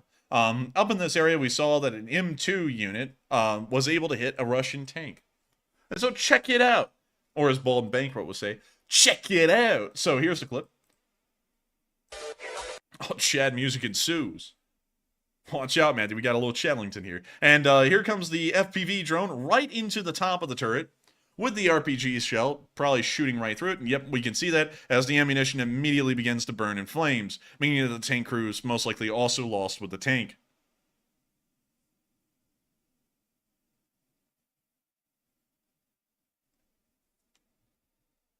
We can now see the tank roasting like some chestnuts. And with that, that's the end of the clip. But great to see another tank destroyed. Moving on to the area of Mikilske itself and talking about the offensive actions that have happened here, it appears that the Russians were actually ready to lose the area because when we watched this FPV drone come in and hit this BMP-1, I have to show y'all something very noticeable. They built 2 anti-tank ditches on this major roadway. Oh. But you know something that they didn't think about, Matthew Blatt? What's that? Left turn, Blatt. Just take left turn, drive around, take right turn, back on the road. Easy fix. Oh, I bet they're so scared to do that because there's probably mines everywhere out there. Nah, no mines, no mines. Russia's too poor for mines, Blatt. You just, you know. Oh, no, they got mines. I've seen them. Why don't you mind your business, Blatt? No, mines. Mines. You know it's mines. Man, you're going to get mines? But we can see the Yes. BMP. We can see the BMP flying in here and hitting the back. Well, the FPV flying in and hitting the back of the BMP. And it appears that that BMP is now roasting. Oh, it is burning. See, actually. everybody else agrees with me, too. Everybody was saying mines before I even said it. Probably, maybe, but you know, I don't feel like it would be that hard to just whip out a Miklik and just clear the area directly left of the anti-tank ditches. It shouldn't be that hard. Nah, mine's opinion was right and yours was wrong. Man, I'm I'm gonna have to learn mines, you know what I mean? But anyways, with that, that's the end of the clip. But great to see the 72nd Brigade was able to take out that BMP. But it does appear that the Russians are attempting to create defensive positions in this area because they know it's inevitable that they are going to start losing it. And so with that, we're now moving on from that area and behind the lines near Velika Novosilka, where we saw Ukrainian M777 taking its time firing on Russian positions. Oh, no, Blad, no, no, don't. And Chad music ensues. I tried to mute it, Matthew, and then I turned off something on my computer, which is important. Oh. It's my notifications tab. It got turned off, Blad. But we can see Blad. the M777 firing, and absolutely wonderful to see. We're now going to be moving on from that little bit of news. It's really more so just of a clip. And moving on to Chervone, where we saw that the Ukrainians were able to destroy an entire Russian artillery battery. You don't see this stuff often. And this was, of course, done by the 45th Separate Artillery Brigade. That music sounds majestic epic. music. Man, that music is majestic. But sadly, we can't play it because it's copyrighted, most likely. If it sounds that good, it's got to be copyrighted. And man, I'm thinking it's Title 7. I don't know. I think I forgot. But I think, man, I can't remember it. I remembered it forever. Now that we're going to law school, I'm going to forget it. But it's like Title 17 that covers free use. It's not going to cover that one. Just won't. But we can see right there that the shell hit right on mark. Took out a D-30, and we can now see them going for the 2 S-1s. Probably the more valuable of the targets, and we can see them highlighting the 2 S-1 right there. And the shell's about to come down right on top of it. And here it comes. And there we can see, very nice. And it actually looks like that may have been a cluster munition. But we can now see the SPG burning on up.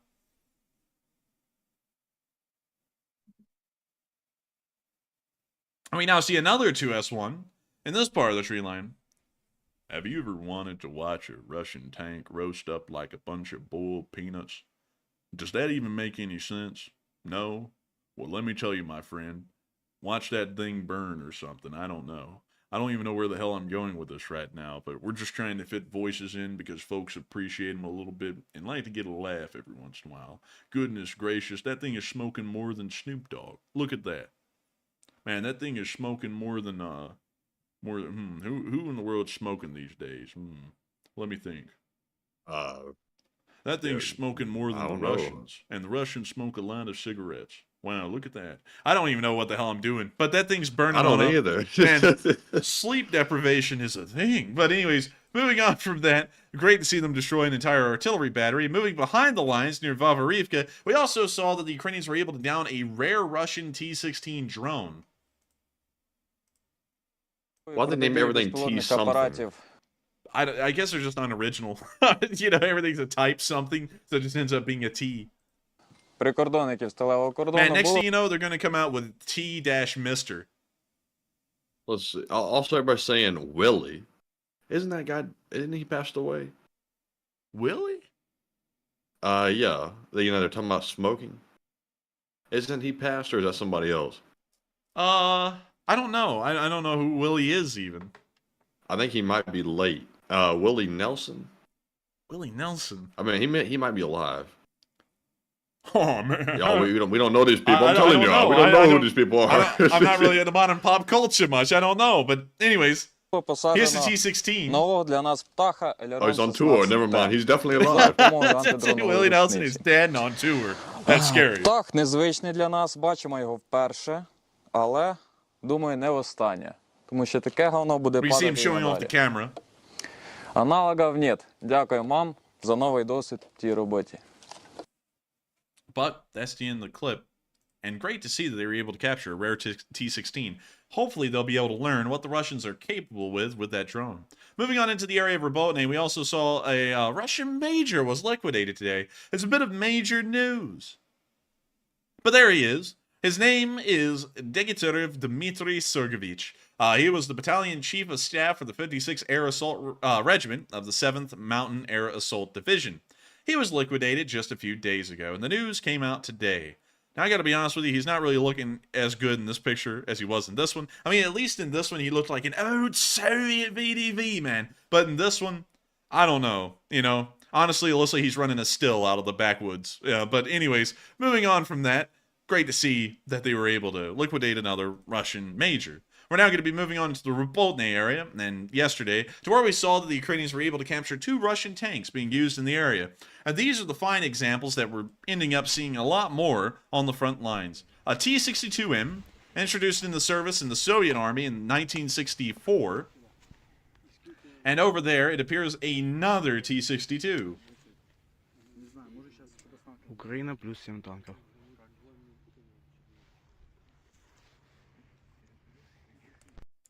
And with that, that's the end of that clip.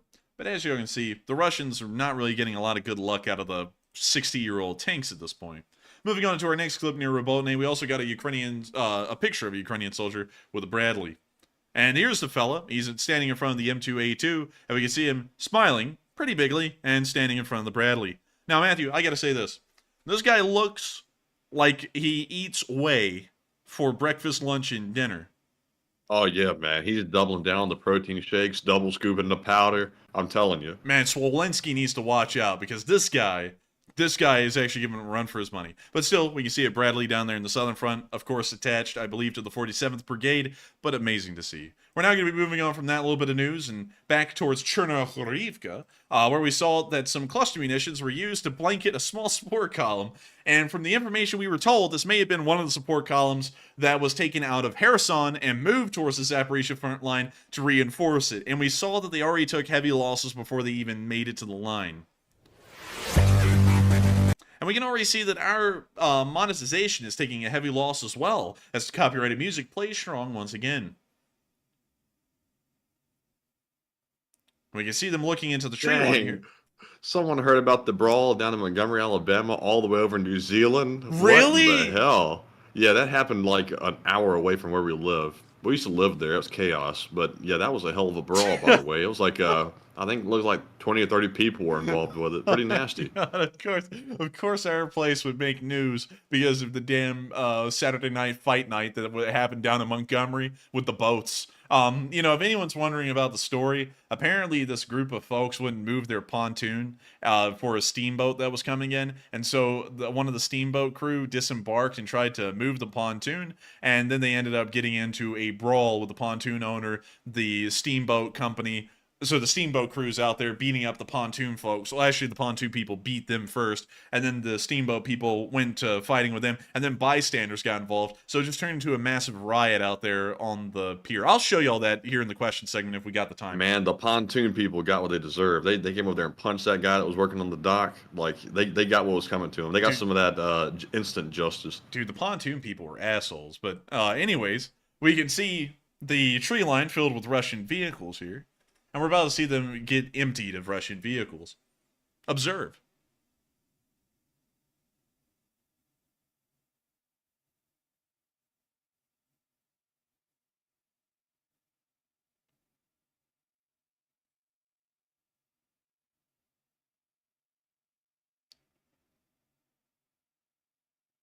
Oh.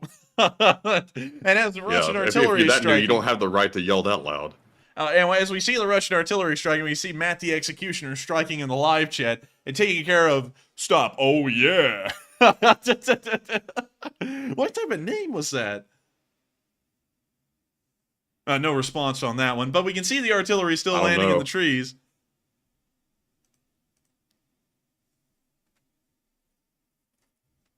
And with that, that's the end of the clip, but great to see they were able to knock out some Russian forces as they were trying to move in to support the Russian defenders near Robotyne. Moving on from that, we also saw Russian forces being hit heavily in this area as well. This was done by the 21st Separate Mechanized Brigade and the 40th Separate Artillery Brigade. Here's the video. Copyrighted music hits immediately, so we have to mute that on the spot. But we can see that they're going through the intro for the 40th Brigade. And I don't know why, but that flash right there at the beginning of the video just gave me a headache, like, immediately. But we can see where the Russian forces are, and we can now see the artillery piece firing, and we can now see the shell landing. It appears that they're using cluster munitions against this area, and it seems to be successful. They've already hit the ammo depot, and it's burning.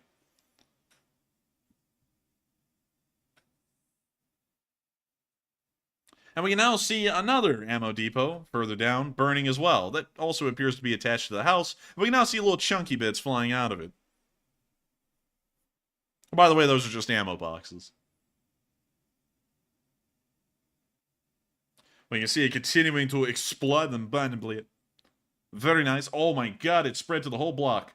And we just saw Smokey the Bear have a spasm as these two little fireballs just literally flew perfectly into the next block, so that way you can catch it on fire too. So there they go. And this is doing a bit of damage, not just to the surrounding area, but also to the Russians' ammunition. You saw that little side thing go running off? Man, I saw that little I saw that little side thing. yeah. Well, I could have a double meaning. Man, you see that side thing? Well, I don't know. Well, I mean, no, I didn't see it like that. But anyways, great to see there. What the hell? I never seen that before. There it is. There's that side thing. Man, there's that side thing. He whipping it in. Look, there it is. But anyways, man, they're using those like lame ass PowerPoint like animations that have that thing swirling in. Oh man! But with that, that's the end of the clip. But great to see that they were able to knock out some Russian ammunition and forces in that area. With that, we're now going to be moving on up all the way to Kyiv to cover the speech from President Volodymyr Zelensky here on the 531st day of the war. And so, without further ado, here is the speech. Speech! And let me turn it up. And I pray that it doesn't have the English translation. Дорогі українці, Україна. Oh, yeah. Сьогодні вже в другій половині дня завершились рятувальні роботи в Покровську на Донеччині після вчорашнього ракетного удару російських терористів. 9 людей загинули. Мої співчуття рідним і близьким. 82 людини поранені. Усім надається необхідна допомога. Серед поранених 2 дітей, обидва хлопці, один з них у важкому стані. Його звати Микита, всього лише 11 років дитині, учень 6 класу школи. Бажаю якнайшвидшого одужання усім, хто постраждав від цієї чергової російської підлості. Було кілька ракетних ударів, другий удар відбувся вже тоді, коли почалася рятувальна операція. Таке свідоме рішення терористів завдати найбільше болю, найбільше шкоди. І за це буде максимальна відповідальність Росії. Як би не розвивались події, але вироки проти терористів повинні бути. Хочу сьогодні окремо відзначити учасників цієї рятувальної операції в Покровську. Тих, хто проявив себе найактивніше в допомозі людям. Це старші лейтенанти служби цивільного захисту Андрій Самусін та Олександр Шило, полковник служби цивільного захисту В'ячеслав Філюшин, працівники Національної поліції лейтенант Олександр Чівенков та підполковник Володимир Нікулін. Особливо вдячний усім медикам, які працюють для людей в Покровську та інших містах Донеччини. А особливо сьогодні відзначу фельдшера швидкої міста Мирноград Катерину Железняк та лікаря-хірурга Покровської лікарні Ігоря Клімова. Дякую вам. Дякую усім, хто рятує життя людей та ліквідує наслідки російських ударів. Говорив сьогодні з прем'єр-міністром Нідерландів Марком Рюте, і ключове в нашій розмові – це захист людей, захист від російських окупантів. Детально обговорили, як посилити наших воїнів на передовій і дати більше безпеки нашим містам і селам, всій нашій землі. Готуємо нові оборонні пакети. Я вдячний за це і особисто Марку, і всім у Нідерландах, кожному і кожній, хто з Україною. Готуємо посилення нашої авіації сучасними літаками. І саме Нідерланди можуть стати лідерами в питанні про F-16 для України. Важливо, що Нідерланди приєднались до декларації Великої Сімки про безпекові гарантії для нашої держави. І ми обговорили, як саме ці гарантії можна деталізувати на двосторонньому рівні. Окрім того, я запросив Марка, пана прем'єр-міністра, взяти участь в саміті нашої Кримської платформи на рівні лідерів. Цей саміт відбудеться вже 23 серпня. Сьогодні ж провів нараду щодо змістовного наповнення нашої політики повернення саме щодо Криму, його реінтеграції. Очевидно, що після звільнення Криму від окупації туди повернуться і економічні можливості, і особиста безпека для людей, і відчуття реальної свободи, якого там немає вже з 2014 року. Але все це не повинно бути просто абстрактним.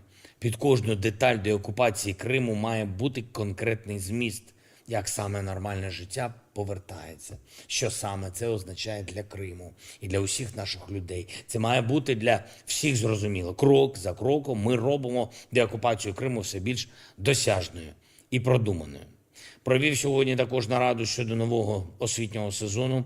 1 вересня вже дуже скоро, є питання у батьків, у вчителів, є різні безпекові та підготовчі нюанси. Були на нараді прем'єр-міністр Денис Шмигаль, віце-прем'єр Михайло Федорєв, міністр внутрішніх справ Ігор Клименко, міністр освіти і науки Оксен Лісовий. Були представлені їхні плани.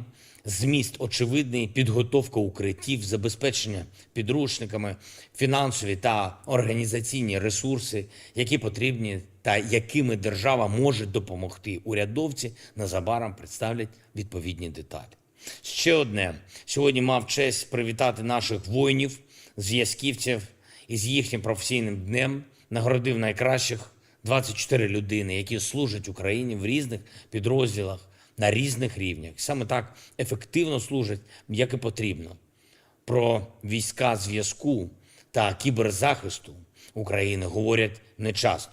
Але всі види і роди військ залежать від них, від того, наскільки якісно вони працюють. Бо зв'язок – це один з ключових ресурсів. І я дякую всім, хто якісно служить нашій державі, якісно працює на державу. Завжди має бути результат для України. Кожен день на фронті і в тилу, кожен такий день із результатами наближає нашу перемогу. Як сьогоднішній день, з правоохоронним результатом для України, для очищення України. Ми всі знаємо, що наша держава має змінитись, має пройти трансформацію, і це означає, що на державних посадах чи народними депутатами України точно не будуть ті, хто працює собі на кишеню, а не заради України. Кожен такий ділок, як мінімум, піде під суд. Слава усім, хто б'ється заради України. Слава Україні! And Herom Slava. And Herom Slava. And with that, that is the end of the speech from President Volodymyr Zelensky, and that is the beginning of something new, something exciting. We're about to be going into the second part of the stream. That was kind of like the halftime show. But I do have to let y'all know this. We are going to be trying to make the second part of the stream right here a little short tonight because we do have to get up extremely, and when I mean extremely early tomorrow morning because we have to tend to some stuff at the crack of dawn, pretty much. So we will be cutting this part down a little bit, so our answers to the polls won't really be that deep, but we will be making sure to get to as many questions as we can. And so with that, what do we got, Matthew? All right, and jumping into our last segment of polls and questions, our very first poll says, Ukraine says Wagner is building another major camp in Belarus at an air base, and what are your thoughts? 48% said not good, Wagner is growing. 23% said good, that will cause Russia problems. 17% said unsure, and 13% said it's fine, it's probably nothing. And on this one, I would say that is probably not good. That means that Wagner is growing. If they are building bigger and better bases, and of course they are threatening NATO countries, then it looks like Russia may be indirectly or directly supporting Wagner, so that way they pose a bigger threat to the West. So, not good in my opinion, and I'm not really sure exactly why Lukashenko is letting this really happen right underneath his nose. Of course, he is a puppet of Putin, but at the same time, he does have to look out for his own interests to an extent, and he's letting this army basically be built right in his country, which could end up turning on him, like they did on Putin. But Enforcer, what say you? I would have to agree. The Wagner poses as much of a threat to Belarus if they arm them enough and grow them enough as it did to the Russian Federation back when that coup happened in late June. So I would have to say, yeah, I think they're a very big problem for the Belarusians. It's just going to be a matter of time to let them grow kind of like a cancer on them instead of on the Russians. And so with that, I hope that does address that fairly well, and we are on to the next one. And our next poll says, Zelensky threatens Russia will have 0 ships unless Russia stops attacking from the Black Sea, and what are your thoughts? It looks like... 59% said Ukraine is 100% capable and serious. 28% said Ukraine is serious but not capable. 7% said it's a bluff by Ukraine, and 6% said unsure. And on this one, I would say Ukraine is definitely serious. I don't think it's a bluff. However, it is a little bit unrealistic to say that they can destroy pretty much every ship that Russia has. I would say they're probably not capable of that extent of damage. They will probably end up hitting several more Russian ships, if not sinking a few, because of course they did hit the Moskva, which is their largest ship, earlier in the war, and they sunk the thing. It became a submarine. So they are definitely serious, but I don't think they can take out all the ships. But Enforcer, what say you? I would say they probably, I actually believe they may be able to knock out all of the ships because the Moskva was the best prepared to deal with any aerial threats or really any threats at all. It was the most heavily armed ship in the Black Sea Fleet. Every other ship is going to be less armed. Regardless, even if it is modern, it's going to be far less armed just because it can't carry the armament. And so going off of that, I would assume it may be entirely possible. It'll take a lot of time. You know, keep that in mind. It's not going to happen like over the next few months. It's probably going to happen over the next year. But I have a feeling that they can probably cripple the Russian Navy heavily. They may not sink every ship, but they are certainly going to knock them out of the war due to them requiring refits and necessary repairs to even keep them seaworthy. And so with that, I hope that does address that fairly well in my opinion. And with that, we are on to the next one. And our next poll says, the West predicts that Ukraine will not achieve a breakthrough before cold weather arrives, and do you agree? 42% said untrue, Ukraine will make a breakthrough. 26% said they are already making one. 19% said unsure, and 14% said true, Ukraine won't make a breakthrough. And I think on this one, and of course it's going to sound like a snobbish law school answer of all things, I think it depends on what you define a breakthrough as. To me, a breakthrough is what Ukraine's already done, basically, around certain areas of the front line. I think they've already accomplished that to an extent. Obviously, it's not a major one. And I think the United States and the West is trying to say a breakthrough is a very big one, meaning they've broken through at either multiple points or massively in one focus point. And right now that hasn't happened yet, but it will in the future. I'm very confident in that. Ukraine will keep eating away at the Russian defenses along the front line, and they will eventually crumble because the Russian logistics system is not good, and also they don't have the morale to keep up and defend against routine attacks. So, Enforcer, what say you? I would say that I think they will be conducting a breakthrough here soon.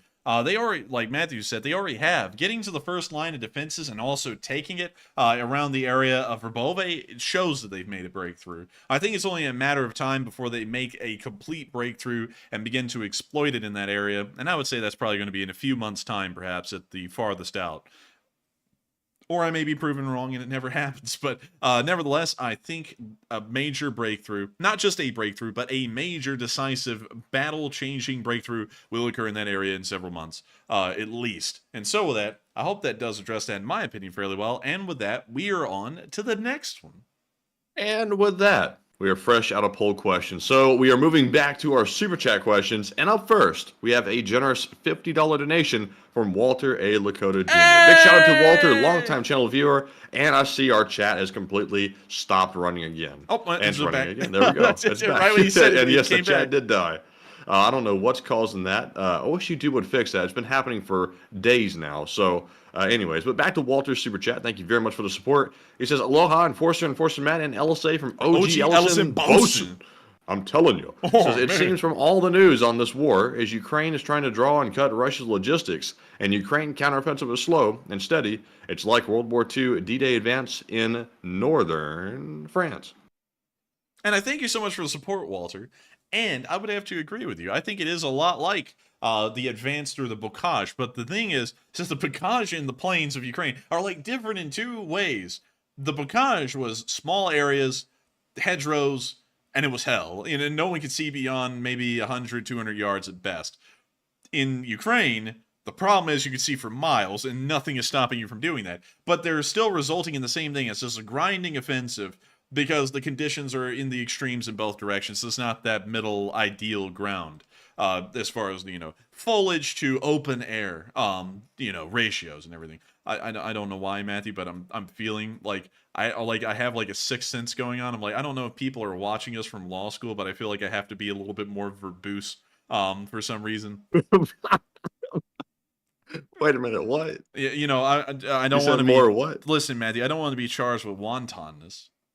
You said more for what? You said more what? I said I know it's verbose. I said verbose for a reason, Matthew. Yeah. Okay, I was hoping so for a minute. I was about to say we're just bragging about how we're in law school. And then you said verbose. Dude, I was doing that because I said people from law school are watching. So I was like, let me make myself sound stupid here and just say verbose real quick. But anyways, I feel like I have to be more verbose. Not kidding around this time because Matthew was going to sit there and flame me for saying verbose. Man, you're already getting flamed. Man, I am. I just saw the live chat start flaming me. But anyways, that was a stupid move. Now I'm going to get marked off on everything in law school. But anyways, moving on from that, can you reread the poll? Because we got so distracted by the whole verbose thing, I completely forgot what the prompt even is. And it wasn't even a poll. It was a super chat question, and it was from Walter. Oh my and he Lord. said, it seems from all the news on this war is Ukraine trying to draw and cut Russia's logistics. They are trying to cut Russia's logistics.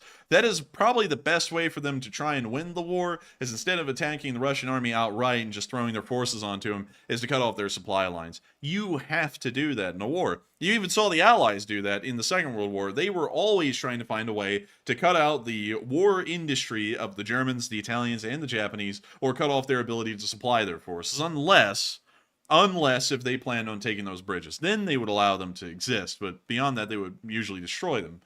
So I would certainly agree in every aspect. They are certainly trying to cut off the Russians from supplies, and it is a slow, grinding offensive in that area, because it's not really like the bocage, but it kind of results in the same thing as bocage. It's a massive, wide open area with really no cover, and so they're having to try and move through it very, very carefully. Or you could look at it as a giant bocage, but it isn't even really a bocage at that point, because it is just nothing but open fields with the little tree lines in between them.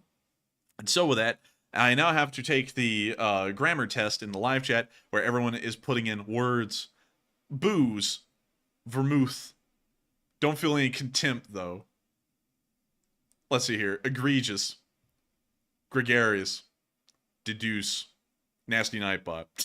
All right, we pass. Anyways, with that, I thank you so much once again for the support, Walter, and helping this channel to keep on running. Folks like you have kept this thing rolling for quite a long time. And I've got to thank you so much once again for helping this channel to keep on rolling. And we're completely flattered that folks like you, Walter, find this channel worthwhile to support. And we're greatly appreciative to everyone who supports this channel, because y'all make it possible for us to be here with all of y'all and to continue to have amazing times together like we have been having, and hopefully we'll keep on having on these live streams. The videos will keep on going regardless.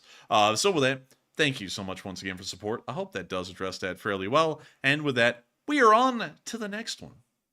All right, and our next one goes to Siri, who puts in a $20 donation. And thank you very much, Siri, for the support. And Siri said, great, awesome work, you two. An interesting observation from Poland. Belarusians supporting opposition cover red and green flag on their car plates with sticker of the white, red, and white one. My God, I'm butchering this. Yeah, and it's the little things. Say what?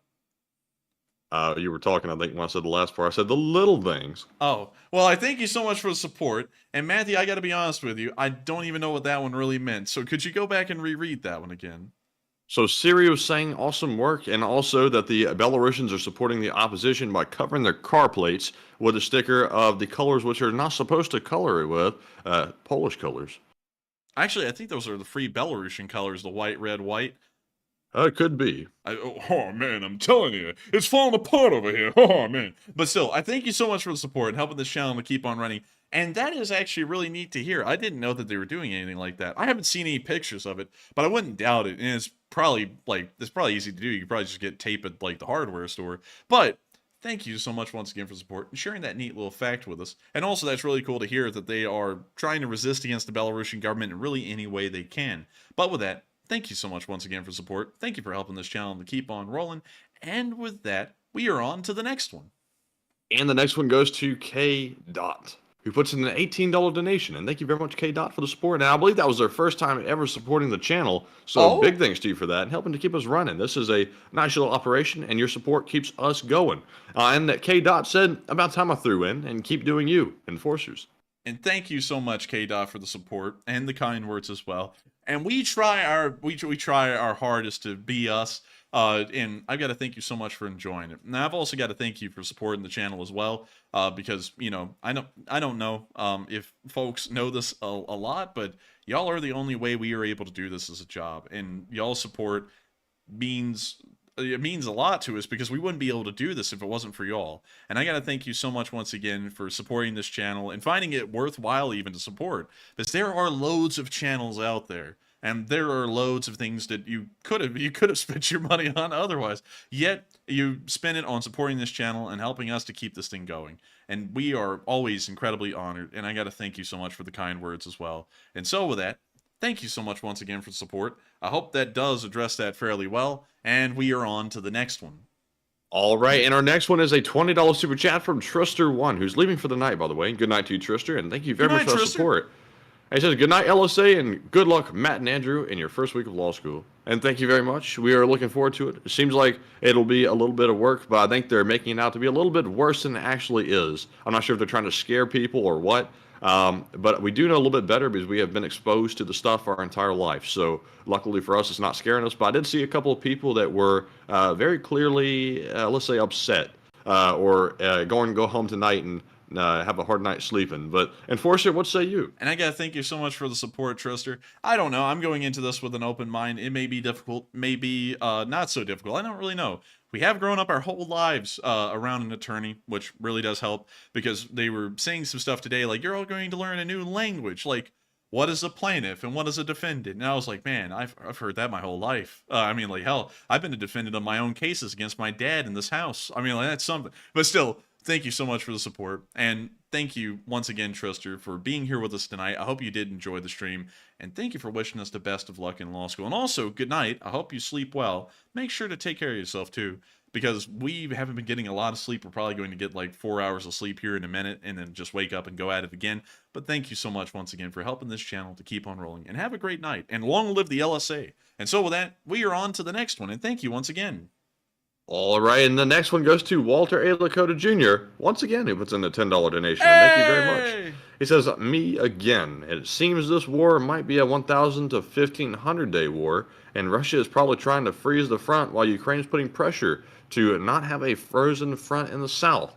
And it looks that way. And I'd have to agree with that completely. It seems like it's going to be a long and drawn out one. But Enforcer, what say you? I would have to say, I would probably have to most likely agree. It's going to be a long war for sure.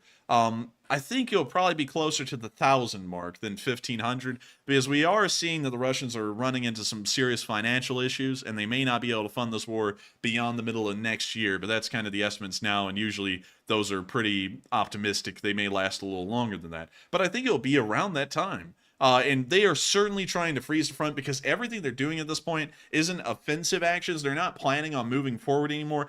All of their efforts are put into building defensive lines behind them, because they know that there's no way to push forward anymore. They're just trying to hang on to what they have, and hopefully everyone will give up. That's kind of like their line of thinking right now. And so I would completely agree with you there, that they are hoping to just keep the Ukrainians where they are and hold out until they give up.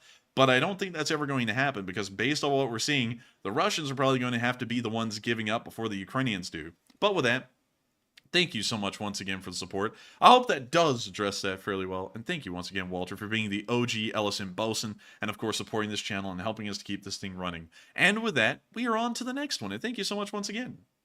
And the next one goes to Chris Lejam. And I'm sorry if I'm butchering that last name. It's very unusual looking. But thank you very much, Chris, for the $8 support. And also we had a 5 from CK Bold, who said, take a live chat question. And Chris said, Slava Ukraine. And thank you very much, both of you, for the support. And we will grab a live chat question in honor of CK Bold's super chat. And it goes to, let's see, it goes to Jeff Lieberman. He says, was the river crossed with a pontoon bridge? No, it was not. It was actually crossed by boats, which is the most interesting part about it, because that's going to make it very hard to keep that foothold.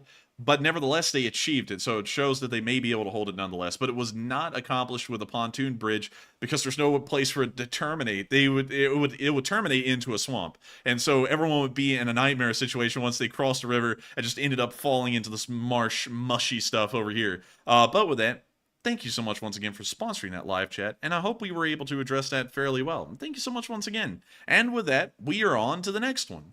All right, and shout out to Roxanne for putting in a 2 without a comment, sadly, but thank you very much for the support. Also, we got a 5 from Dark Warrior 137, who said, did you ever see that Russian truck carrying shells that ended up overheating in Crimea, and the load got so hot that it bursted all over the Russians? What? No, I actually have not seen that at all. I haven't found it. If you have a video of that, send it to me, because I want to see that. I've never heard about that happening before, and if that did happen, I've got to see that, because that would be insane. We would put that onto the news, even if it was old, just to show everyone, because that would be legit nuts. And so with that, I hope that does address that fairly well, and thank you so much once again for the support and helping this channel to keep on running. And with that, we are on to the next one. And we have a 5 from Bartimaeus, who says, if possible, could you summarize what happened in the last few months? I've been watching as much lately, if not, no worries, and Godspeed. And man, that's a lot of stuff that's happened over 3 months. Man, I feel like we just need to create the We Didn't Start the Fire song for that, because that is a lot of stuff. Let me try and think of a few of the big notes. Ukrainian counteroffensive began. Novokakhovka Dam was blown up. There was a nuclear scare for a little bit. People thought the Russians were going to blow up the ZMPP. The Ukrainians have started to blitz the Bakhmut area and have taken back a decent amount of ground. The counteroffensive is kind of stalled a little bit, according to everyone, but the Ukrainians are trying to keep it going. The Ukrainians will also be getting Abrams in the fall, and I think those are the larger points that I can think of right now. But that's probably most of the big things that have happened over the past few months that I can think of off the top of my head. There's other stuff. Oh, wait a minute. Oh, yeah. I forgot. The Kerch Bridge got hit again. That's probably the biggest one that I didn't even think about. But with that, I thank you so much once again for support. I hope that does address that really well. And I hope that brings you up to speed on a couple of the things that happened over the past few months. I'm sleep deprived over here, but we're keeping it running, keeping it real. And so with that, thank you so much once again, and we are on to the next one. All right, and with that being said, we're moving on to our live chat questions. And up first, we have the Morse code decoders of the stream. We have tonight, I think it was only Mark Hodges, actually. So Mark Hodges figured it out, and he said Russia will pay for the innocent lives lost in the war. Glory to Ukraine, and long live the LSA. And that's the sound of money. And you just got the jackpot, Mark Hodges. You were the only Morse code decoder that we've had tonight, officially. And I hate to hear that. There were so many of y'all, and now there's only one. But still, you did get the message correct. And that is hopefully what the Ukrainians will do. Hopefully they'll make them pay for all of the innocent lives that they have spilled on both sides, both their own Russian lives and also the Ukrainian ones as well, because of the atrocities that they have committed. And so with that, you got that right on the nail. And with that, we are on to the next one. All right, and our first live chat question is from SNR Dougherty, who says, is the M1A2 in Ukrainian, and are they using them in combat? The M1 Abrams is not in Ukraine at all at the moment, and sadly they won't be getting M1A2s. For some reason, that was considered a budgetary concern. They'll only be getting M1A1s, most likely the retired M1A1s that were just decommissioned in the Marine Corps around a year or two ago. And so with that, I hope that answers that question fairly well, and we are on to the next one. And also I saw Paul Schultz say in the live chat, oi! So I guess I must have missed him putting in the live chat or the Morse code of the stream. Yeah, I must have missed that. So sorry about that, Paul. Didn't see it come in, but give credit to Paul and Mark Hodges. And if anyone else pops up, I will give them credit as well. Must have missed them. But anyways, moving on to our next live chat question, we have one from Sarah A., who says, I heard the Wagner Group was being moved south, and is this the case? The Wagner Group, from what we understand, is not being moved south. They are staying near the Belarusian border area, and they also have a camp just north of Abrusk in the small village. And let me find that village. The small village of Zamoshe. It's somewhere in this general area, or Bolshaya Orozha. Yeah, there we go. Bolshaya Orozha. It's somewhere in that area at the moment, but we haven't heard that they're moving south towards the Ukrainian border. And so I would have to say I'd have to declare ignorance on that, because we haven't heard any information to support the claim. But with that, we are on to, and also, by the way, I hate to say this, everyone, but we are a little strapped for time. And some people were wondering, when do we have to get up in the morning? Well, we have to get up at 5 o'clock in the morning. So if we end the stream now, it gives us about 30 to 40 minutes to wrap up and then go to bed to get about 4 hours of sleep, probably, after everything's done. So we're trying to make sure that we don't die, because we're also trying to run another stream tomorrow and keep on a normal stream schedule. So we have to kind of condense things a little. So with that, we're only going to be answering 3 more live chats, and then we're going to be rounding out tonight's stream. And so with that, we are on to the third to last one of the night. All right, and this one goes to Sharon Flynn, who says, aren't they making their reserves active soldiers? Yes, they are. They have actually been calling up the Russian reservists and the Rosguardia to try and bring them into the war, although the Rosguardia appears to be a lot more difficult than just calling up the reservists. But they have been doing that. The Ukrainians have also been doing that as well, although for them it's a matter of their survival. For the Russians, it's a matter of conquest, so it's a little bit of a different lens. But with that, I hope that does address that fairly well, and we are on to the second to last question of the night. And this one goes to Truster1, who says, how much can light infantry accomplish without any armor? Light infantry can actually accomplish a great deal if that light infantry is supported heavily.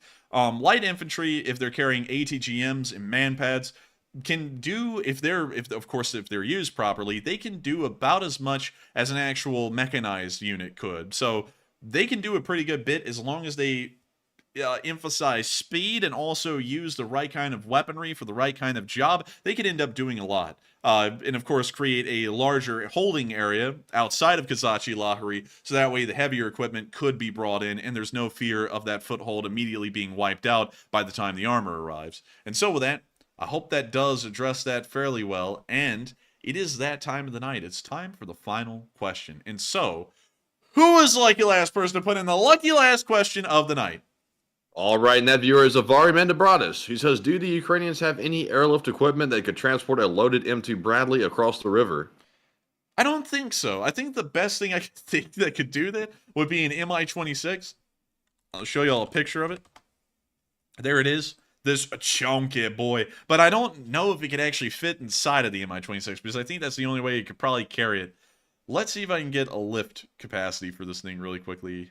Capacity, around 44,000 pounds of cargo. How much does a Bradley weigh? Bradley weight. Hang on, I think that... No, it couldn't. The Bradley is just a few tons too heavy. So sadly, the Mi-26, which is probably the only thing that could fly it over the river, it couldn't do it. It's just too heavy of a vehicle. So sadly, the Ukrainians really have nothing to fly it over with. They would have to build a bridge or do some massive infrastructure work in that area to try and move Bradley across the swamp and the river as well. But with that, I hope I answered that question the best we could, and it is the end of tonight's stream. I thank you all. And Stephen and Erica said, no, encore. I wish we could. But, you know, there's a lot of pressures on me, pressures from all over that are trying to, you know, end the stream a little bit early. But nevertheless, it's completely understandable because we got to get up incredibly early in the morning. But it is the end of tonight's stream. I've got to thank you all so much once again for watching tonight. It's been absolutely incredible. And I hope y'all have enjoyed tonight's news as well. If y'all did, please make sure to like, comment, and subscribe because we run war summary videos. We didn't run one today.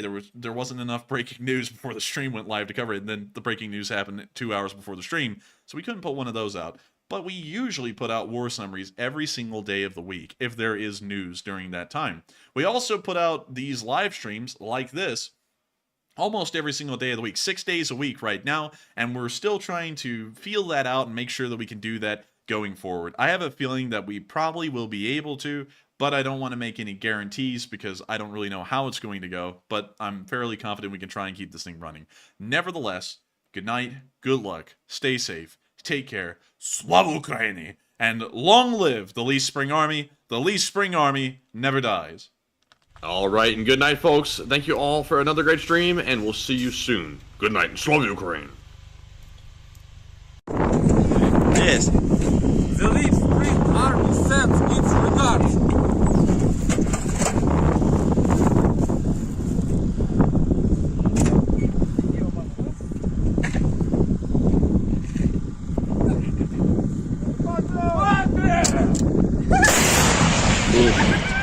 Русский военный корабль. Предлагаю сложить оружие и сдаться.